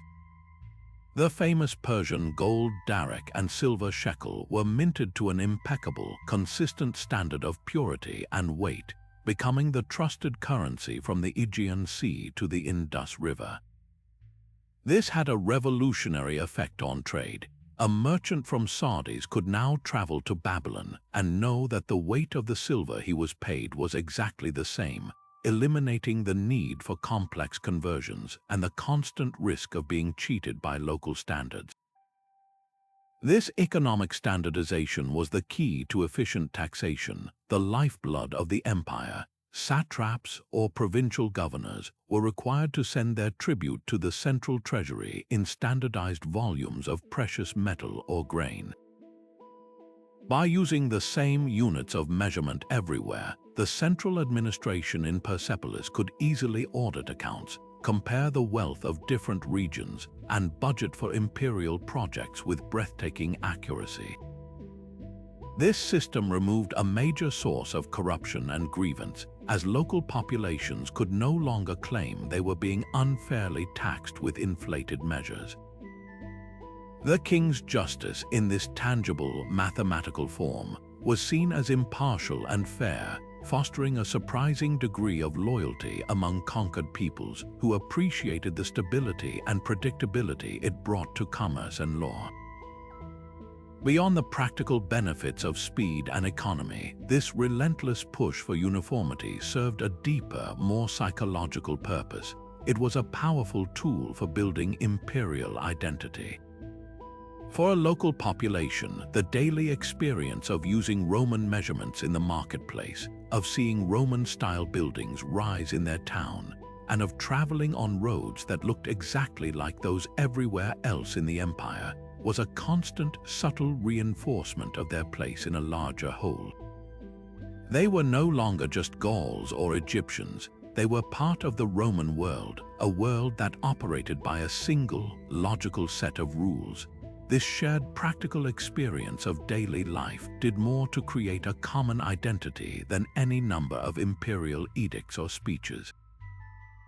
It made the abstract concept of the empire tangible and real, weaving a thread of common experience through a tapestry of incredible diversity. The ultimate success of this strategy is a testament to its subtle power. Empires that embraced standardization, like Rome and Persia, enjoyed remarkable longevity and stability. They created a framework so effective and so deeply embedded that it often outlived the political structures that built it. Long after the Roman legions had left Britain, people were still using Roman roads and measuring land in units derived from the Roman system. The Persians' reputation for fair dealing and reliable coinage persisted for centuries. By making their systems indispensable to the smooth functioning of daily life, these empires ensured that their greatest legacy was not just conquest, but a fundamental rewiring of how people organized their world, a set of rules so useful that the world simply refused to forget them. Building a monumental road or a soaring aqueduct was only half the battle. The true test of an empire's wisdom was what happened next, in the quiet, unglamorous decades of upkeep that followed. An empire could be brought to its knees not by a foreign invasion, but by something far more mundane and insidious: neglect. The mightiest infrastructure is only as strong as the commitment to maintain it, and the ancient world offers us a stark lesson in the consequences of forgetting this simple truth. The Romans, perhaps more than any other civilization, understood that construction was a one-time event, but maintenance was a perpetual duty, a never-ending contract with the future. They institutionalized this responsibility, creating dedicated crews of specialists known as curators viarum for the roads and curators aquarum for the water supply. These were not simple laborers. They were highly skilled engineers and administrators tasked with the continuous inspection and repair of their respective systems. They patrolled the highways looking for signs of wear, cracks in the paving stones, or blocked drainage ditches that could let water undermine the roadbed.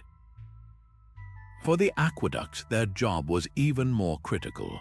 They constantly cleared sedimentation from the channels, repaired leaks in the underground sections, and most importantly, scoured the interior walls to remove harmful calcium carbonate deposits that could slowly choke the flow of water to a trickle. This wasn't just about convenience, it was a recognized matter of national security. A degraded road could slow the legions, delaying their response to a rebellion or a border incursion by crucial days. A failed aqueduct could mean thirst, famine, and riots in Rome itself. The state funded this upkeep through taxes because it understood that the long-term return on investment, a stable, secure, and prosperous empire, was worth the constant expense. This philosophy of foresight extended to their very choice of materials and methods. Roman engineers were masters of building for the centuries. Their use of hydraulic concrete, a revolutionary material that could actually set underwater, meant that their harbor breakwaters and bridge piers grew stronger with time, resisting the relentless pounding of waves. The multi-layered construction of their roads, with its deep foundation and cambered surface for drainage, was designed to handle immense weight and weather for generations. They built with a humility before nature, anticipating its forces rather than simply resisting them. This stands in heartbreaking contrast to the fate of another magnificent infrastructure network, the roads of the Inca Empire. The Inca built over 25,000 miles of roads through some of the most treacherous mountain terrain on Earth, with masterful stonework, tunnels, and suspension bridges made of woven grass that were stronger than steel cables. This system, the Cuhapacnian, was the vital nervous system of an empire stretching from Colombia to Chile. Its survival depended entirely on a system of reciprocal labor called mita, where local communities were responsible for maintaining the segment of the road that passed through their territory. This was a brilliant, decentralized model that embedded the responsibility for upkeep directly into the fabric of the society that used it. Then the Spanish arrived. The conquistadors were astounded by the quality of the roads, but they completely failed to understand the social contract that sustained them. They dismantled the mitre system, seeing it only as a source of forced labor to be exploited for their own purposes, like working in the deadly silver mines of Potosi. With the local communities decimated by disease and oppression, and the traditional system of maintenance destroyed, the magnificent Inca road network began to decay. Within a generation, bridges collapsed, landslides blocked tunnels, and the stone paving was reclaimed by the Andes. The fragmentation of the Inca Empire was not just a political or military event, it was a physical, logistical collapse. The Spanish severed the connections that held the empire together, and without those connections, the region splintered into isolation. The roads that had once allowed an emperor in Cusco to receive fresh fish from the coast in a single day were now impassable. The contrast is profound. Rome's conscious, state-funded maintenance preserved its infrastructure for 1,000 years, while the Spanish failure to comprehend the Inca system of upkeep led to its rapid disintegration, proving that an empire's longevity is directly tied to its commitment to care for what it has built. This ancient lesson in sustainability echoes powerfully into our own time. The durable, redundant systems of the past stand in sharp relief to the often short-sighted planning of the modern era. The Romans built aqueducts with multiple channels so one could be taken offline for cleaning without ever stopping the flow of water to the city, a principle of redundancy we see in modern computer servers and power grids. They used materials like pozzolana ash in their concrete that actually heal hairline cracks when exposed to water, a self-repairing technology that scientists are only now beginning to replicate. Their investment was an investment in permanence. Today, we are surrounded by infrastructure with a planned expiration date, requiring constant, expensive patches. The ancient perspective forces us to ask a difficult question. Are we building for the next quarter's profit report or for the next millennium? The enduring legacy of Roman roads and the tragic decay of the Inca highways remind us that true power isn't just about the ambition to build big, but the wisdom and will to maintain what you have created.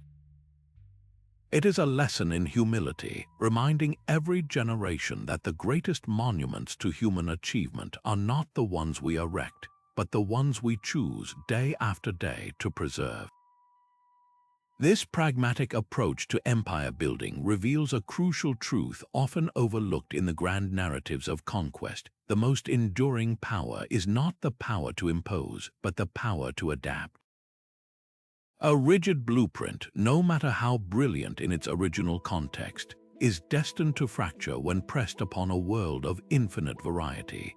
The truly successful empires understood that their infrastructure had to serve the land, not defy it.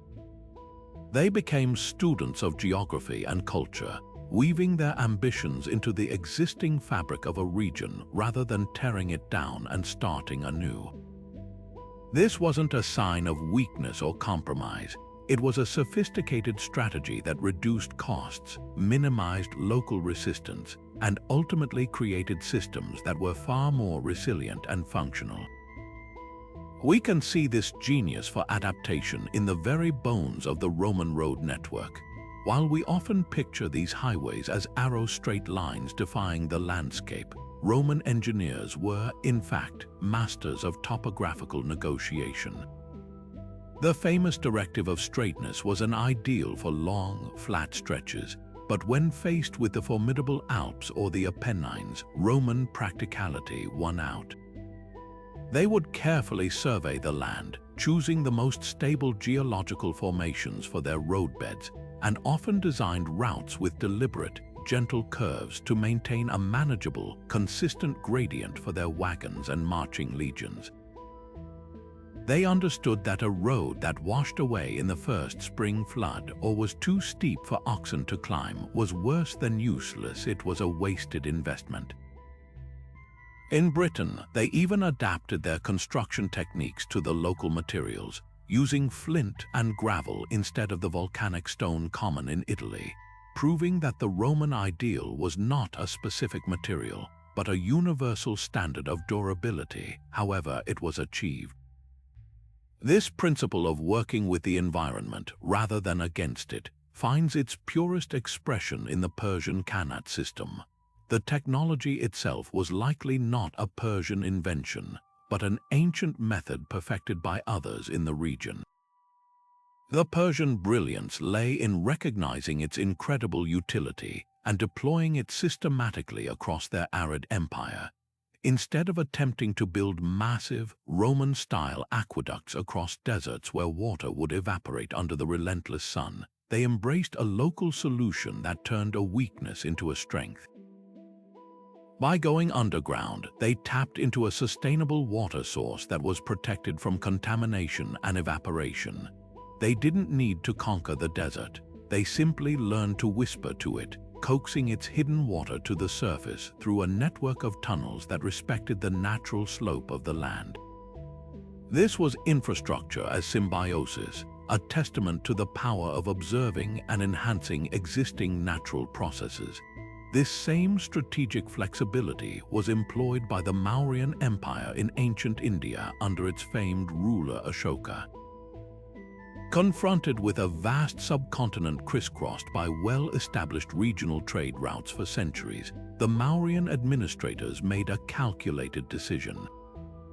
Rather than constructing an entirely new, parallel network of roads to impose their authority, they did something far more efficient and politically astute.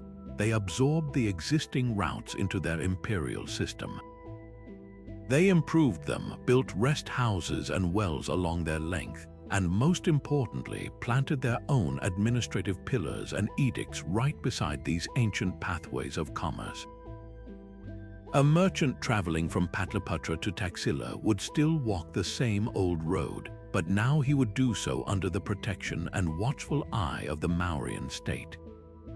He would read the emperor's teachings on pillars erected at crossroads, and he would benefit from the improved security and facilities. The Mauryans understood that by adopting and upgrading these organic networks, they could project their power instantly across thousands of miles, leveraging the familiar to introduce the new and binding the economic lifeblood of the realm directly to the heart of imperial authority. The profound benefit of this adaptive approach was that it transformed infrastructure from a symbol of foreign domination into a tool of local benefit. A population that sees a new aqueduct providing clean water where there was none before, or a road that makes their trade to the next valley easier and safer, is far less likely to revolt against the power that built it. They become stakeholders in the system's preservation. This cultural sensitivity drastically reduced the need for oppressive military garrisons to protect every mile of roadway or aqueduct.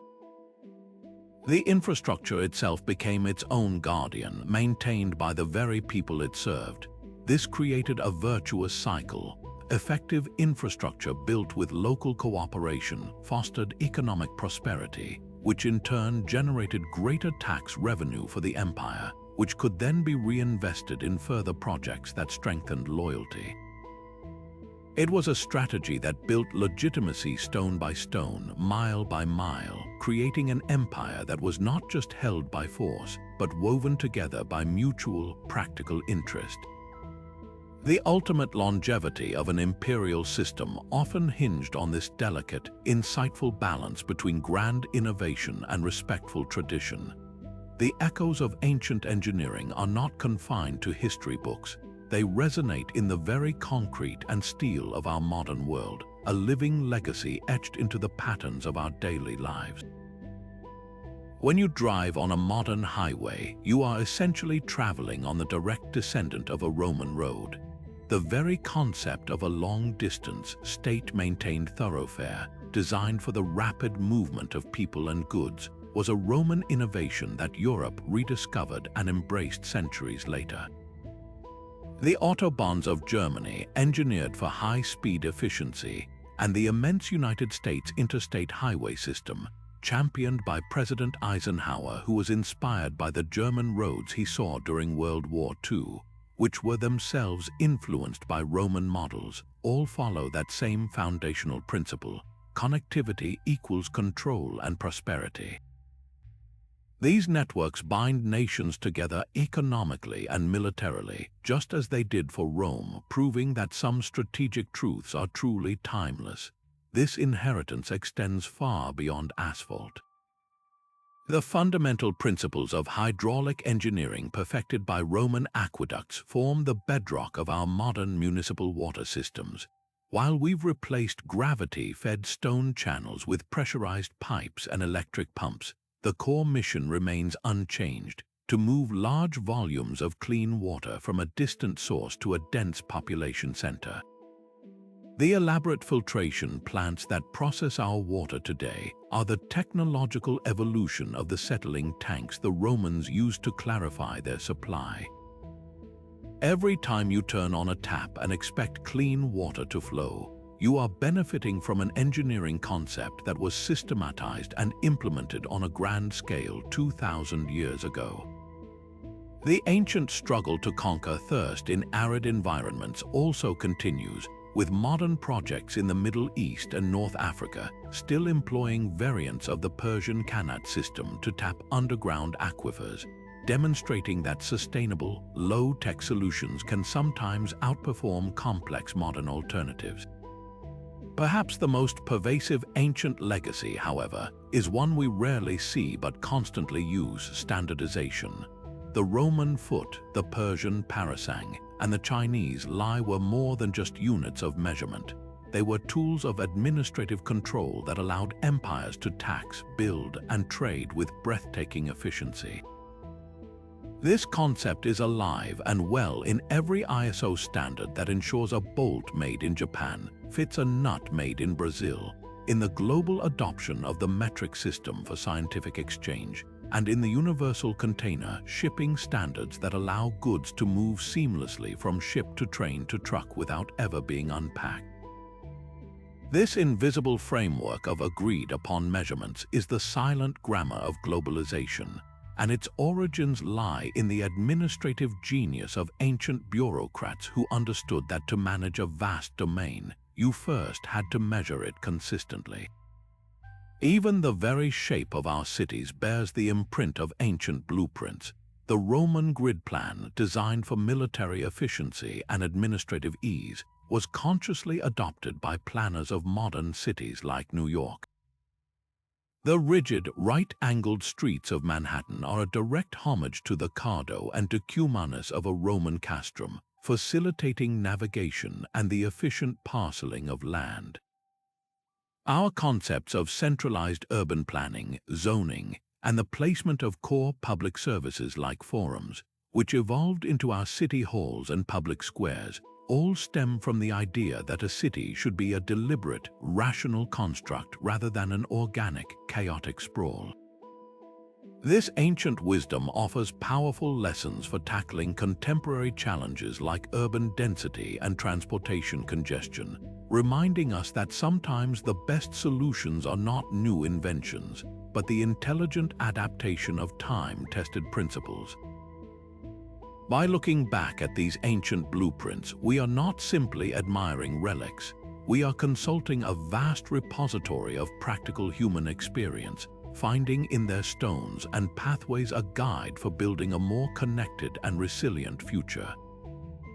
Now, let's turn our attention to one of history's most stunning examples of administrative genius: the Persian Royal Road. Imagine a single, managed highway stretching over 1,500 miles, from the bustling capital of Susa in the heart of modern-day Iran, all the way to the coastal city of Sardis in what is now Turkey. This wasn't just a dirt path worn down by caravan traffic. It was a state-sponsored, meticulously engineered instrument of control, a physical spine upon which the entire Achaemenid Empire was built. Its primary purpose was to solve the most fundamental problem of any large state, the tyranny of distance. How does a central authority in one city effectively govern millions of people across dozens of different cultures, languages, and landscapes spread over an area of unprecedented size? The Persians answered that question not just with decrees, but with dirt, stone, and brilliant logistics. The true magic of the royal road wasn't in the roadbed itself, but in the sophisticated relay system that operated on top of it. Dotting its entire length were over 111 way stations known as stathmoi. Think of these not as rustic inns, but as highly organized, state-run service centers. Each one was staffed and stocked by the imperial government, and at each one a fresh, saddled horse and a fit, rested messenger were kept at the ready, day and night. This system transformed the movement of information into a continuous, high-speed sprint. A royal courier, a paradasish, would ride his horse at a gallop from one station to the next. Upon arrival, he wouldn't stop to rest or even explain his message. He would simply hand the official scroll to the waiting rider at that station, who would immediately leap onto a fresh horse and continue the desperate race to the next post. In this relay of human and animal endurance, the message itself never slept. The Greek historian Herodotus, in a moment of stunned admiration, claimed that these couriers were so efficient that neither snow nor rain nor heat nor gloom of night stays these couriers from the swift completion of their appointed rounds. A message could traverse the entire empire from end to end in just 7 days, a journey that would take a typical caravan on foot a grueling 3 months. This velocity granted the King of Kings a god-like perspective over his domains. He could receive urgent intelligence about a rebellion brewing in a distant satrapy and dispatch orders for its suppression before the rebels had even finished gathering their forces. This rapid response capability was the ultimate deterrent against regional dissent, but the road's function extended far beyond crisis management. Tax collectors could send detailed revenue reports, allowing for a centralized and responsive treasury that knew the precise wealth of every province. Royal judges could send their verdicts to the farthest corners of the empire, ensuring a remarkably consistent application of law from Egypt to India. The network didn't just carry commands, it carried the very essence of imperial cohesion, weaving a tapestry of diverse cultures and peoples into a single, manageable entity through the constant, rapid flow of information. Yet, to view the royal road solely as a tool of control is to miss half of its story. While it was built for administration and military speed, it inevitably became the world's first great information superhighway, a conduit for cultural and economic exchange on a scale never before seen. The same secure, well-maintained route that sped the king's messengers also provided a safe passage for merchants, diplomats, philosophers, and artisans. Goods from the Aegean coast could find their way to the Persian heartland, while spices, ideas, and technologies from India and Central Asia could travel west. A Babylonian astronomical concept might be carried along the road and eventually influence Greek science. The flow was not just one way, it was a constant exchange, a cross-pollination of cultures that enriched the entire empire.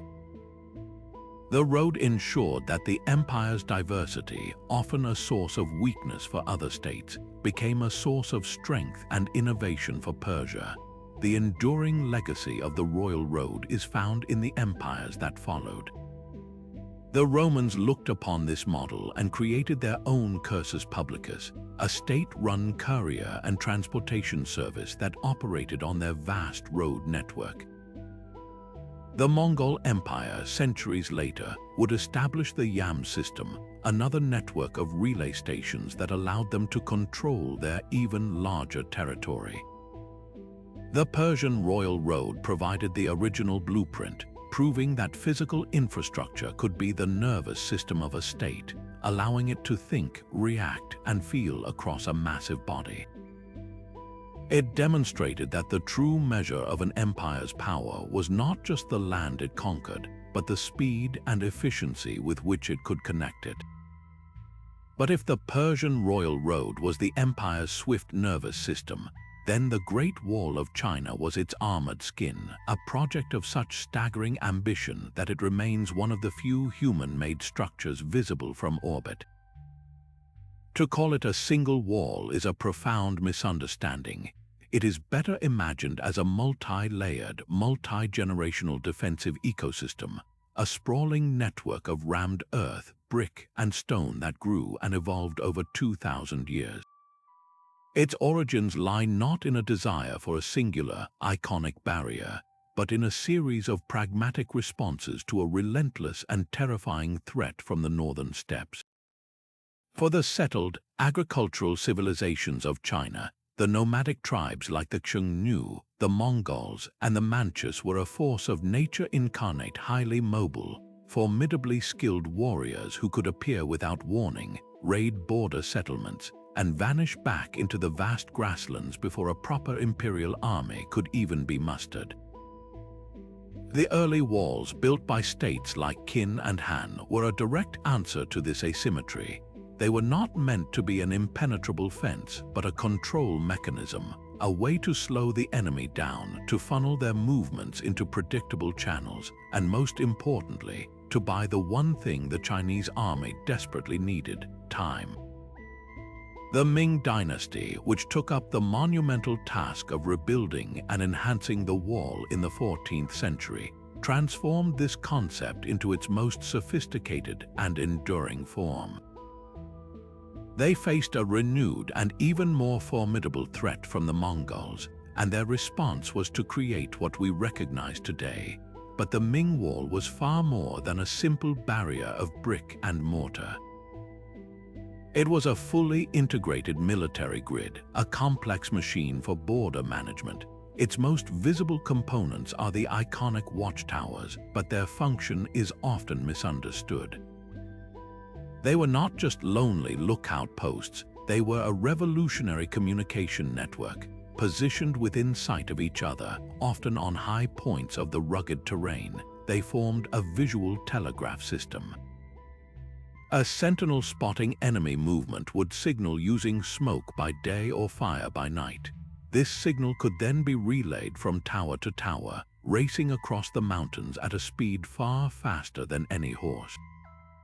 A garrison commander hundreds of miles away could receive warning of an incursion within hours, allowing him to mobilize his troops and march to the precise point of attack. This turned the wall from a passive obstacle into an active, intelligent membrane, giving the slower-moving Chinese armies the early warning they needed to intercept the swift nomadic cavalry. Beyond its role as an early warning system, the wall was also an elevated highway and a massive logistical base. Its wide, paved ramparts allowed for the rapid lateral movement of troops along the frontier. Instead of having to march through difficult, roadless terrain, soldiers could be rushed from one fortified pass to another, shoring up defenses wherever the threat was greatest. Within the wall itself, or immediately behind it, were garrison towns, armories, and granaries. These were stocked with enough supplies to sustain a large military presence for extended periods, making the army along the border self-sufficient and immune to supply lines that could be cut by raiders. This transformed the northern frontier from a vulnerable, exposed borderland into a hardened, forward operating base for the entire Chinese state. The wall was not the back line of defense, it was the front line of a deeply layered strategic depth. Yet, to view the Great Wall solely through a military lens is to miss one of its most brilliant and subtle functions.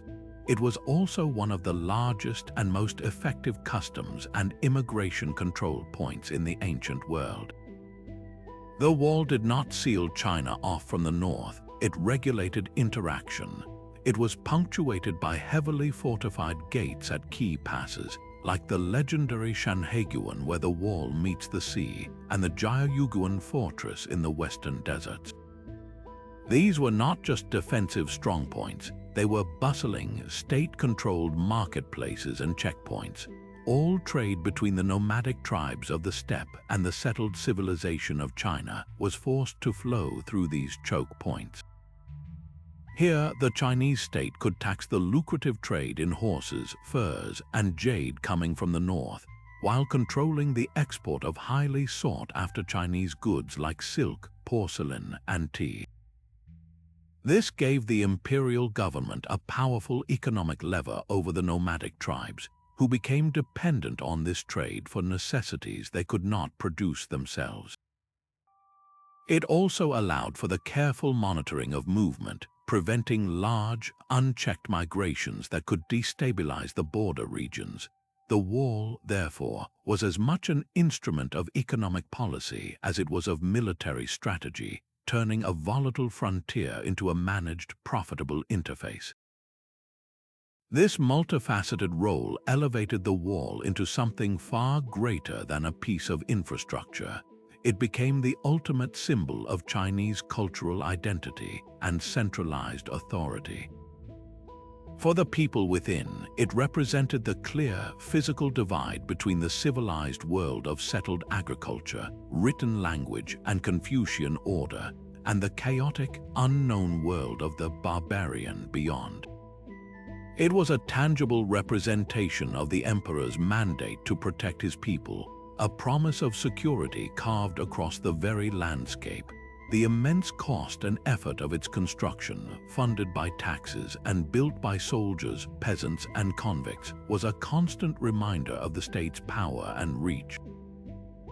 It was a statement that the Chinese civilization was not only advanced enough to conceive of such a project, but organized and resilient enough to complete it and maintain it for centuries.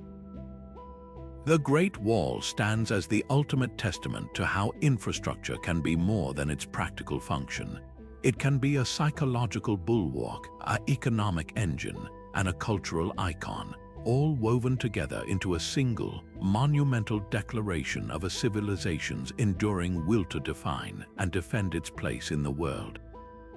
Yet for all the strategic genius of walls and roads, the true lifeblood of an ancient metropolis was something far more elemental, a constant, reliable flow of fresh, clean water. The story of Rome's aqueducts is not merely one of engineering prowess.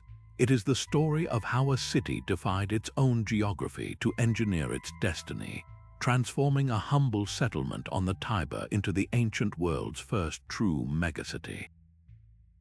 The Romans didn't just find water, they conquered it, reaching out with stone arms to grasp distant mountain springs and pull them into the very heart of the capital. This was an act of breathtaking ambition, a declaration that human will, channeled through engineering, could reshape the natural world to serve an imperial vision.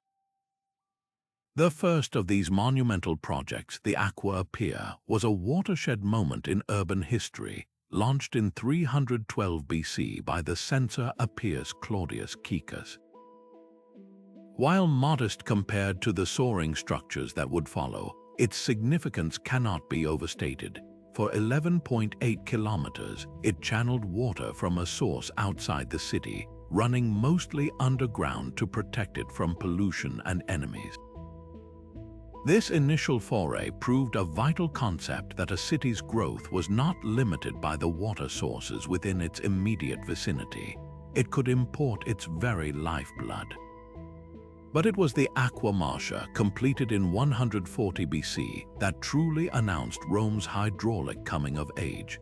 This was a project of a different scale entirely, stretching over 91 kilometers. For the first time, Roman engineers built long stretches of towering, arched superstructures to carry the water channel across valleys. creating the iconic skyline that would define the Roman countryside for centuries. The Martia didn't just bring water, it brought cold, pristine, high-quality water from the Anio Valley, water so clear and fresh it was considered the best in the city, a luxury reserved for drinking and supplied to the public fountains that served the common people. The underlying principle was elegant in its simplicity, gravity. There were no pumps, no mechanical devices to fail. The entire system was a carefully calculated downhill slope from the distant spring to the distribution tanks inside the city walls. Roman surveyors, the agrimensors, were the unsung heroes of this endeavor. With their simple but incredibly precise tools, the groma for sighting straight lines and the chorobates, a leveling table with water channels, they mapped the course of these waterways with an accuracy that still astounds engineers today. They would tunnel through mountains, bridge across plains, and contour along hillsides, maintaining a gradient that was often as slight as 1 foot of drop for every 3,000 feet of distance. This relentless, gradual descent was the invisible engine that made the entire system work, a testament to Roman patience and mathematical skill. Once this river in the sky arrived in Rome, it flowed into massive casella or distribution tanks. From these central hubs, the water was allocated through a network of lead and terracotta pipes according to a strict hierarchy of need. The highest priority was given to public health and safety, the countless public fountains that provided free water to all citizens, and the vital needs of the public baths and latrines. Next came water for the state's purposes, supplying the army, cleaning the streets, and crucially, fighting the ever-present threat of fire. Only after these public needs were met was water allocated to private residences, and even then, typically only to the wealthy who could afford to pay for a private tap. This wasn't just a utility system, it was a powerful tool of social policy. By guaranteeing free, clean water to the masses, the state fostered goodwill and staved off the unrest that could arise from thirst and poor sanitation. The public fountain became a social hub and a daily reminder of the emperor's beneficence. The impact of this abundant water supply transcended basic hygiene. It literally powered the city's economy. The constant flow turned water wheels that operated grain mills, grinding the vast quantities of flour needed to bake bread for 1 million people. It supplied fullers' workshops for cleaning and bleaching woolen textiles, and tanneries for processing leather. It fed the Normatia, the artificial lakes used for staging mock naval battles as public spectacles. Most famously, it filled the immense, luxurious public bath complexes, like the baths of Caracalla and Diocletian. These were not merely places to get clean, they were sprawling social and recreational centers, complete with libraries, gymnasiums, and gardens. They were a cornerstone of Roman daily life, a place where citizens of all classes could gather, reinforcing a shared Roman identity. The aqueducts made this culture of leisure and industry possible, transforming water from a mere necessity into the very currency of urban civilization. Ultimately, the aqueducts were more than just functional infrastructure. They were the ultimate symbols of Roman civilization's superiority. Their soaring arches marching across the landscape were a constant, visible proclamation of Rome's power to tame nature and provide for its people on a scale no other culture could match.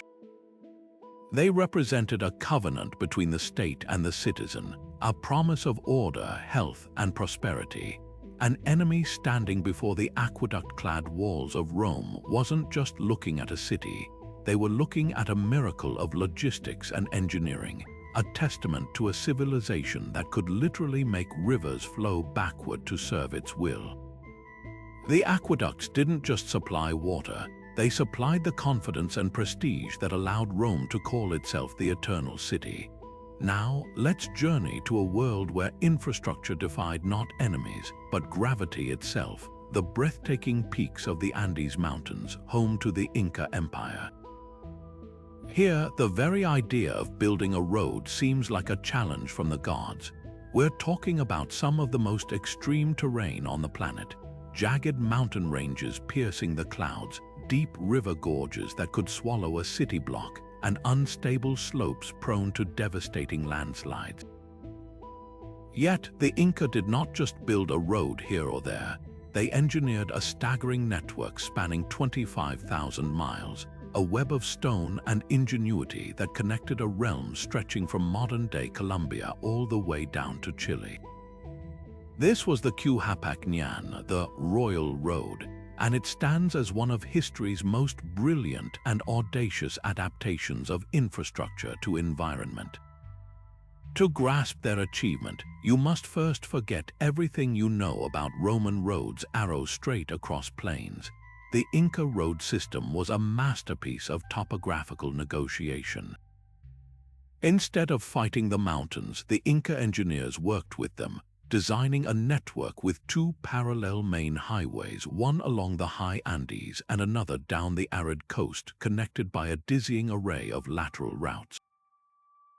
Where they encountered a vertical cliff face, they carved stone stairways, each step worn smooth by countless footsteps. When a massive rock outcrop blocked the path, they tunneled straight through it. And when they faced a roaring river churning at the bottom of a canyon, they performed what might be their most iconic feat of engineering, the suspension bridge. These were not built with steel cables but with woven grasses. Teams of artisans would braid tough iku grass into massive ropes as thick as a man's torso. These cables were then anchored to stone abutments on either side of the gorge, and a woven grass deck was suspended across them. Remarkably, these organic structures were stronger than many modern steel cable bridges relative to their weight, and they were so vital that communities were assigned the specific duty of maintaining and renewing them each year in a collective ritual that underscored the road's importance to the entire empire.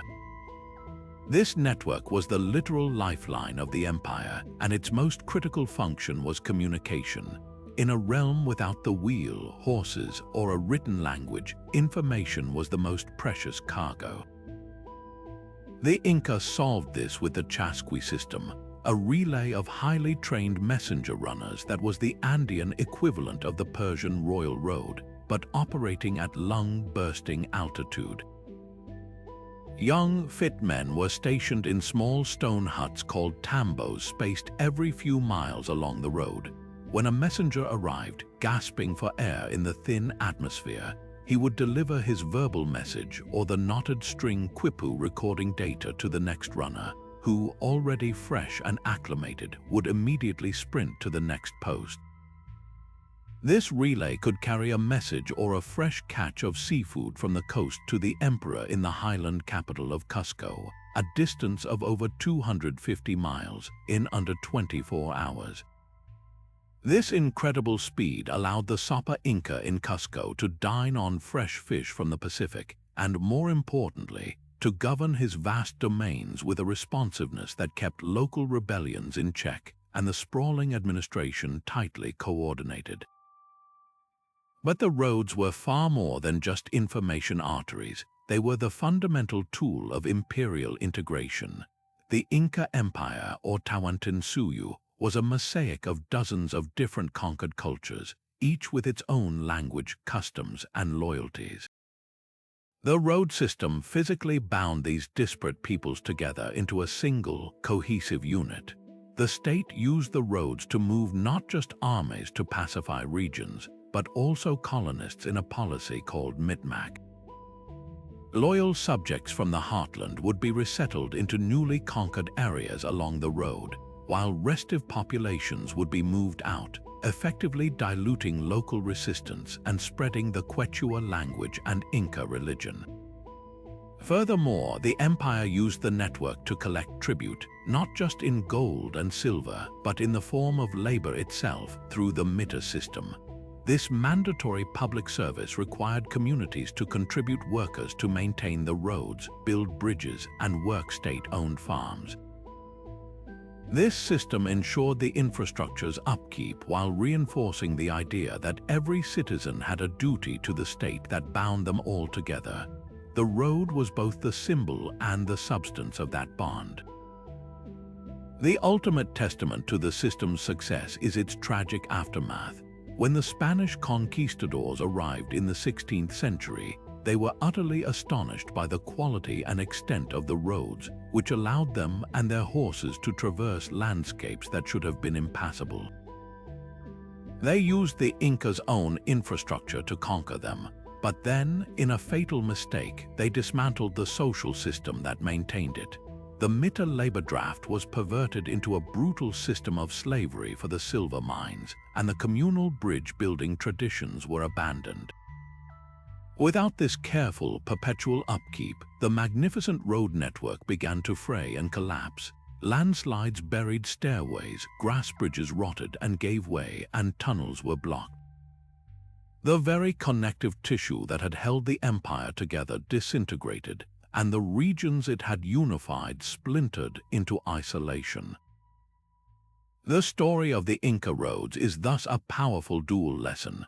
A breathtaking lesson in how to build in harmony with nature to create a powerful, integrated state, and a sobering lesson in how easily the greatest infrastructure can crumble when the social contract that sustains it is broken. Behind every stone of the Appian Way, every soaring arch of an aqueduct, and every perfectly fitted block of the Great Wall, there lies a story not just of engineering genius but of unimaginable human cost. The breathtaking infrastructure we've been marveling at was, for the most part, not built by free citizens dreaming of a brighter future, but by a vast, suffering underclass of forced labor, slaves, prisoners of war, and conscripted subjects who had no choice in the matter. This is the dark, unspoken foundation upon which the glittering achievements of ancient empires truly rested. To understand the full picture of these imperial blueprints, we must finally turn our gaze from the grand designs of the architects to the calloused hands of the laborers, and acknowledge the immense ethical price tag attached to these wonders of the ancient world. The scale of this coerced workforce is almost impossible to comprehend from a modern perspective. When we admire the sheer length of a Roman road or the dizzying height of an Egyptian pyramid, we are looking at a mathematical equation of misery, a calculation of how many millions of man-hours of brutal, back-breaking toil a state could extract from its subject populations. The Roman Empire, for instance, ran on slavery. It was an institution so deeply embedded in its economy and society that it was simply considered a fact of life. After a successful military campaign, it was common to enslave entire populations of a conquered city. These new slaves would then be put to work on the very projects that would further solidify Roman control over their homeland, building the roads that would allow legions to move faster to put down the next rebellion, or constructing the aqueducts that would make the next city more dependent on Roman engineering. It was a vicious, self-perpetuating cycle of conquest and exploitation. Nowhere is this stark reality more visceral than in the construction of the Great Wall of China. While later dynasties like the Ming used professional soldiers and paid laborers, the earliest phases under the Qin dynasty were built on a foundation of utter horror. The first emperor, Qin Shi Huang, conscripted a force of hundreds of thousands of soldiers, peasants, and convicts. For these men, being sent to the northern frontier was often a death sentence. They worked in terrifying conditions, exposed to the elements and attacks from the very nomads the wall was meant to keep out. Ancient historians describe a workforce so vast and so brutally treated that it was said a man died for every mile of the wall constructed, with his body simply buried within the rammed earth structure itself. This gave rise to the wall's grim folk name, the longest cemetery on earth, a haunting reminder that this iconic symbol of defense is also a monument to incalculable human suffering.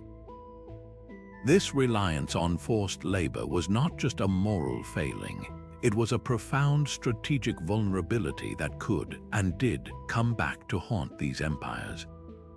A state that depends on the constant subjugation of a massive population is sitting on a powder keg. The most famous example is the series of servile wars in Rome, massive slave revolts that shook the Republic to its core. The Third Servile War, led by the gladiator Spartacus, saw an army of escaped slaves defeat multiple Roman legions and rampage through Italy for years. This wasn't just a random uprising, it was a direct consequence of the system itself. The immense plantations and massive construction projects of Rome required a huge, concentrated, and deeply discontented slave population. This created a permanent undercurrent of threat that the state had to constantly expend resources to manage through policing, garrisons, and brutal public executions meant to terrorize others into compliance. The very tool that allowed for such rapid construction, coerced labor, also created an internal enemy that drained military attention and fostered persistent social instability. Furthermore, this system often led to a strange paradox of technological stagnation. Why invest in complex, labor-saving machinery when you have an endless, replenishable supply of cheap human power? The Romans, for all their engineering brilliance, never developed an industrial revolution, despite knowing the basic principles of steam power and gearing. There was simply no economic incentive. It was cheaper to have 1,000 slaves turn a massive treadmill to power a crane than to design a more efficient mechanical system. This over-reliance on human muscle may have ultimately stifled innovation, locking these societies into an economic model that was both morally bankrupt and technologically limiting in the long run. Confronting this history forces us to hold two contradictory truths in our minds at once. We can and should stand in awe of the engineering marvels of the ancient world, the precision of their stonework, the audacity of their designs, the vision that could conceive of taming continents. But we must also remember that this grandeur was purchased with a currency of suffering on an almost industrial scale. The pyramids of Giza are a testament to Egyptian knowledge of astronomy and mathematics, but they are also tombs for countless unnamed workers who perished in the desert heat. The beautiful, straight Roman roads that unified Europe were paved with the sweat and blood of conquered peoples. This isn't about applying our modern morals to the past in a simplistic way. It's about developing a more complete and honest understanding of history. True greatness is not measured solely by the monuments we build, but by the price paid to build them, and by whom. The story of ancient infrastructure is therefore a deeply human story, a tale of incredible ambition and ingenuity forever shadowed by the cost of that ambition, reminding us that progress, however magnificent, is never free. Yet for all the strategic vision and brutal labor that went into these projects, none of it would have been possible without a series of breathtaking technological leaps. The ancient world was not a static place. It was a hotbed of innovation where brilliant minds were tasked with solving the grandest of challenges. The true unsung heroes of empire were not just the generals and emperors, but the engineers and inventors whose breakthroughs turned impossible dreams into stone and mortar. Their creations were the essential tools that allowed ambition to become reality, transforming geographical barriers into pathways of power. Perhaps no single architectural innovation was more consequential than the Roman mastery of the arch. While they didn't invent it, they perfected it and understood its potential on a scale no one else had imagined. The genius of the arch lies in its physics. Unlike a simple post and lintel system, where a heavy horizontal beam is supported by two vertical posts, the arch distributes weight outward and downward along its curve, through the wedge-shaped stones called voussoirs, and finally into the ground through its supporting piers. This meant the structure could bear immense loads while leaving a large, open space beneath it. This single principle allowed Roman engineers to span wide rivers with sturdy bridges, channel water across deep valleys on towering aqueducts, and create vast, open interiors in buildings like the Pantheon, with its famous, unsupported dome, which is in essence a series of arches rotated in a circle. The arch was the key that unlocked a new scale of construction, allowing Rome to literally vault over the obstacles of nature. But even the most brilliant arch needed a revolutionary material to reach its full potential. That material was Roman concrete. While other cultures used simple mud or lime mortars, Roman engineers, likely through a process of trial and error, stumbled upon a recipe that was not only stronger but actually improved with time. Their secret ingredient was pozzolana, a volcanic ash found near the Bay of Naples. When mixed with lime and water, pozzolana created a chemical reaction that resulted in a mortar with incredible strength and durability. Even more remarkably, this concrete had a unique property. It could set underwater. This was a game changer for harbor construction. Instead of trying to sink stone blocks into the turbulent sea, engineers could build wooden forms directly in the water and pour this liquid stone into them, creating massive, solid breakwaters that became stronger as the waves crashed against them. This same concrete was used to build the foundations of bridges, the cores of amphitheater walls, and the majestic dome of the Pantheon, which remains the world's largest unreinforced concrete dome nearly 2,000 years later. This material gave Roman builders a flexibility and speed that stone cutters could never match, allowing them to shape the landscape itself. While the Romans were mastering materials, other empires were developing ingenious tools for manipulation and movement. The Persians, for instance, became experts in the use of pulley systems and hoists for their monumental construction projects at places like Persepolis. To lift the massive stone columns and carved stone slabs into place, they employed complex arrays of ropes, wooden cranes, and capstans powered by teams of laborers or oxen. This technology of leverage allowed them to assemble towering structures with a precision that still inspires awe, demonstrating that controlling heavy objects was just as important as quarrying them. Meanwhile, far to the east, Chinese inventors were making breakthroughs in navigation and orientation that would eventually reshape the world. The invention of the compass during the Han Dynasty provided a reliable way to determine direction, regardless of weather or visibility. This was initially used for geomancy and land divination, but its application for navigation, particularly on the unpredictable waters of the open sea, was profound.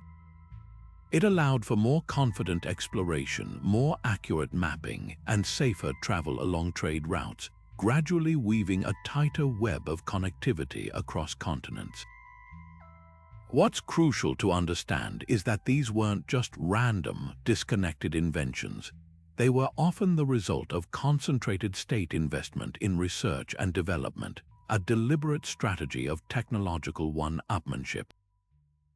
An empire that could build a bridge where others could not, or move an army faster using better roads, or supply a city with water in the middle of a drought, held a decisive advantage.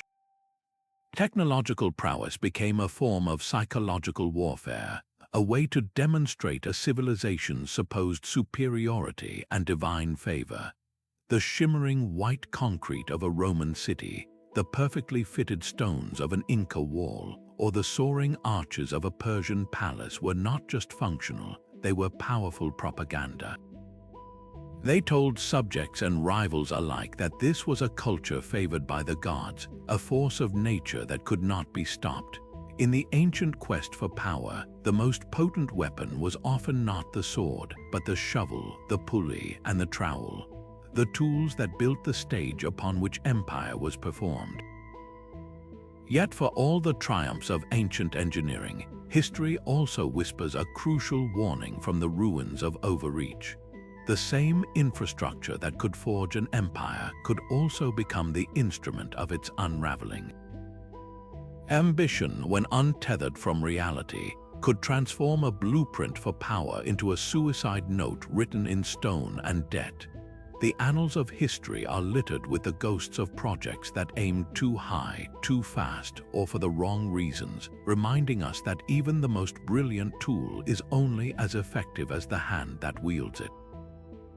Nowhere is this tragic arc more starkly illustrated than in the short, fiery reign of China's Qin dynasty.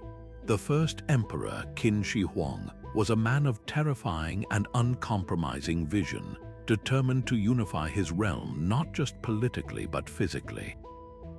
His infrastructure agenda was breathtaking in its scope, a nationwide standardization of roads, cart axles, and writing systems to bind the new empire together, and the linking of existing border walls into a single, massive defensive barrier, a precursor to the Great Wall. This was strategic thinking of the highest order, but the execution was a nightmare of brutality and haste. The emperor demanded these Herculean tasks be completed almost instantly. He mobilized a workforce of hundreds of thousands soldiers, convicts, and conscripted peasants, driving them to their limits under the lash. The human cost was astronomical.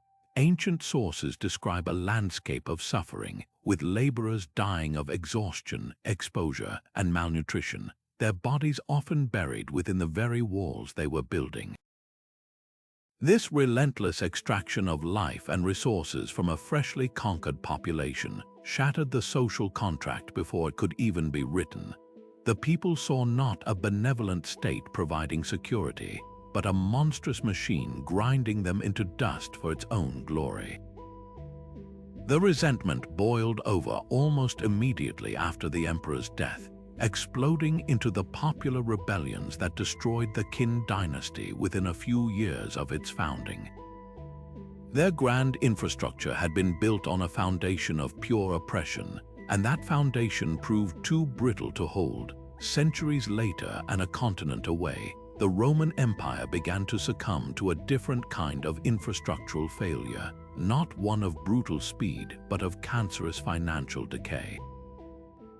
During the imperial period, and particularly under less capable emperors, the construction of monumental public works became dangerously intertwined with politics.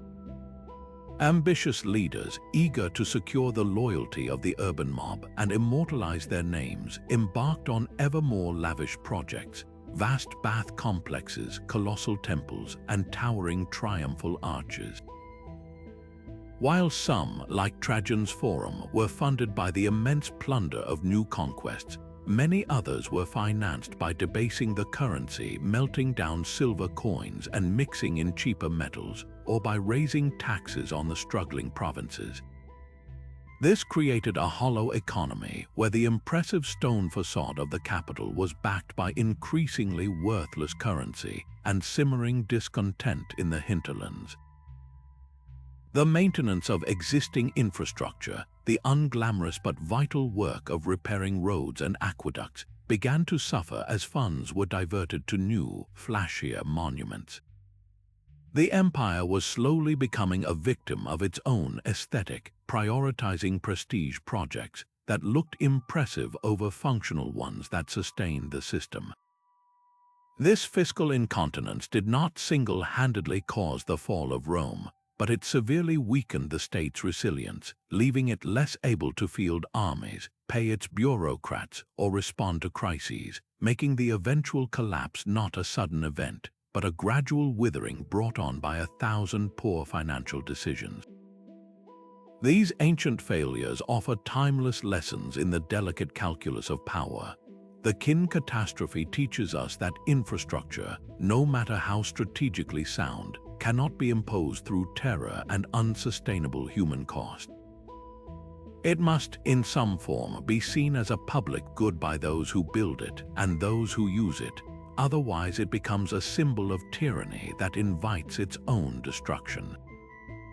The Roman experience, meanwhile, serves as a permanent cautionary tale about fiscal responsibility and the danger of conflating monumental grandeur with functional strength. It highlights the critical importance of maintaining what you have already built and the peril of allowing political vanity to override economic sense. Ultimately, these stories reveal that the most dangerous flaw in any imperial blueprint was not a lack of ambition, but a lack of balance. The kin lacked balance between ambition and humanity. The Romans lost the balance between prestige and practicality. A successful infrastructure strategy required a threefold harmony. It had to be strategically sound, economically sustainable, and socially acceptable. When any one of these pillars was neglected, the entire edifice of power risked a catastrophic failure. The bones of these failed states remind us that infrastructure is a tool, not a talisman. Its power to build an empire is only matched by its power to break one. Yet, despite these vast differences in form and function, a deeper look reveals a set of universal principles that guided every successful empire. The first was the unwavering prioritization of speed. Whether it was the Persian messenger on the royal road, the Roman legionary on the Via Appia, or the Inca chasqui runner on a mountain stairway, the goal was identical: to move information and force faster than any potential rival or internal threat could react. This compression of time and space was the ultimate strategic advantage, transforming a vast territory from an ungovernable expanse into a manageable domain. The second principle was the creation of economic interdependence. Infrastructure was never just a military project. It was always designed to stimulate and control trade. Secure Roman roads lowered the cost of shipping goods. Persian standardized coinage simplified transactions across cultures, and the Inca mitre system efficiently redistributed labor and resources. By making the provinces economically reliant on the stability and connectivity provided by the central state, empires wove a web of mutual interest that was often stronger than fear alone. Finally, there was the principle of psychological projection. A soaring aqueduct, a massive fortified wall, or a perfectly paved road were not just functional objects. They were powerful symbols of imperial authority, technological superiority, and divine favor. They were daily, visible reminders to both citizens and subjects that the state was a permanent, omnipresent, and benevolent force capable of conquering nature itself. This psychological dimension was perhaps as important as the practical one, fostering a shared identity and a sense of awe that could pacify resistance more effectively than any garrison. This comparative journey ultimately reveals that there was no single perfect blueprint for imperial infrastructure.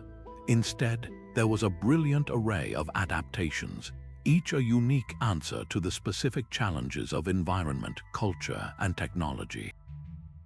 The true genius of these ancient empires lay not in blindly copying a model, but in their pragmatic flexibility, their ability to look at a mountain range and see a highway, to study a desert and find a hidden river, and to understand that the most enduring power is not the power to destroy, but the power to connect, to sustain, and to inspire. Their legacy is a testament to human ingenuity, showing us that the greatest weapon of the ancient world was not forged in a fire, but carved into the very landscape of the earth. And so we arrive at the end of our journey, standing amidst the echoes of empires built not just on ambition, but on stone and mortar, on vision and sheer will. The story of ancient power is so often told through the clash of armies and the rise and fall of dynasties, but as we've seen, the true, lasting work of empire happened in the quiet spaces between the battles. It was etched into the landscape itself, in the relentless straight line of a Roman road cutting through a forest, in the graceful arc of an aqueduct bridging a valley, in the formidable presence of a wall snaking across mountains. These were not mere construction projects. They were the physical manifestation of a ruler's strategy, the permanent, unmovable proof of a civilization's reach and its resolve. The most powerful legacy of these ancient blueprints is not that they were built, but that they worked. They solved the fundamental problems of power on a scale never before attempted. How do you move an army faster than the rumor of its arrival? You build a road. How do you feed 1 million people in one place? You build an aqueduct. How do you make 1,000 different cultures feel like one people? You give them shared roads, shared laws, shared water, and a shared identity, delivered daily through the infrastructure that touches every single life. This was the genius of it all, the way these physical networks wove together the military, economic, and cultural threads of empire into a single, unbreakable fabric. The sword might conquer the land, but it was the shovel that truly won it, by making that land valuable, connected, and inseparable from the power that protected and provisioned it. Perhaps the most astonishing thing is how vividly these ancient principles still pulse through the veins of our modern world. When you plug in your phone, you're tapping into an electrical grid that functions like a digital aqueduct, channeling power from distant sources to your home. When you order a package online and it arrives at your door the next day, you are benefiting from a globalized supply chain and transportation network that is the direct descendant of the Persian royal road and the Roman cursus publicus. Our container ships moving through standardized ports are the heirs to the grain ships that filled the Horia of Portus. The internet itself is the ultimate evolution of these communication networks, a virtual realm where information now moves at the speed of light instead of the speed of a galloping horse, but for the exact same purpose: to connect, to control, and to coordinate vast domains. This long view of history offers us a crucial lens for understanding our own time. The challenges we face today: climate change, rapid urbanization, global supply chain disruptions, are, in their own way, questions of infrastructure. How do we manage water in a warming world? How do we build resilient cities? How do we create systems that are not only efficient but sustainable and equitable? The ancient world doesn't give us ready-made answers, but it provides something perhaps more valuable, a testament to the power of long-term thinking and ambitious vision. It reminds us that the greatest achievements require looking beyond the next harvest or the next election cycle, and instead planning for the next century and the century after that. Their story is also a timeless lesson in balance. We've seen how empires that built with their people, adapting to local environments and needs, created legacies that endured for centuries. And we've seen how those that built only for prestige or through brutal exploitation often sowed the seeds of their own downfall.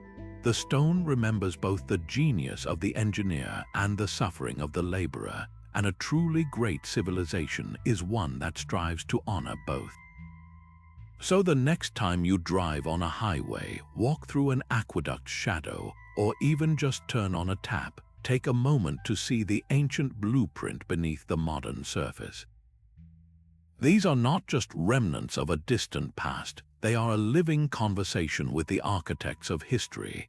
They whisper to us of the incredible things we can achieve when we dare to think big, to plan deep, and to build with a purpose that outlasts our own lifetimes. Their world was built by visionaries who looked at a river and saw a bridge, who looked at a mountain and saw a road, who looked at a desert and saw a hidden sea of water. They reshaped the world to fit their vision, and in doing so, they left us a map, not just of their empires, but of the very nature of power itself. Thank you for exploring these hidden architects with us. We love hearing your thoughts in the comments, and if you want to join us for more journeys into the deep patterns of history, be sure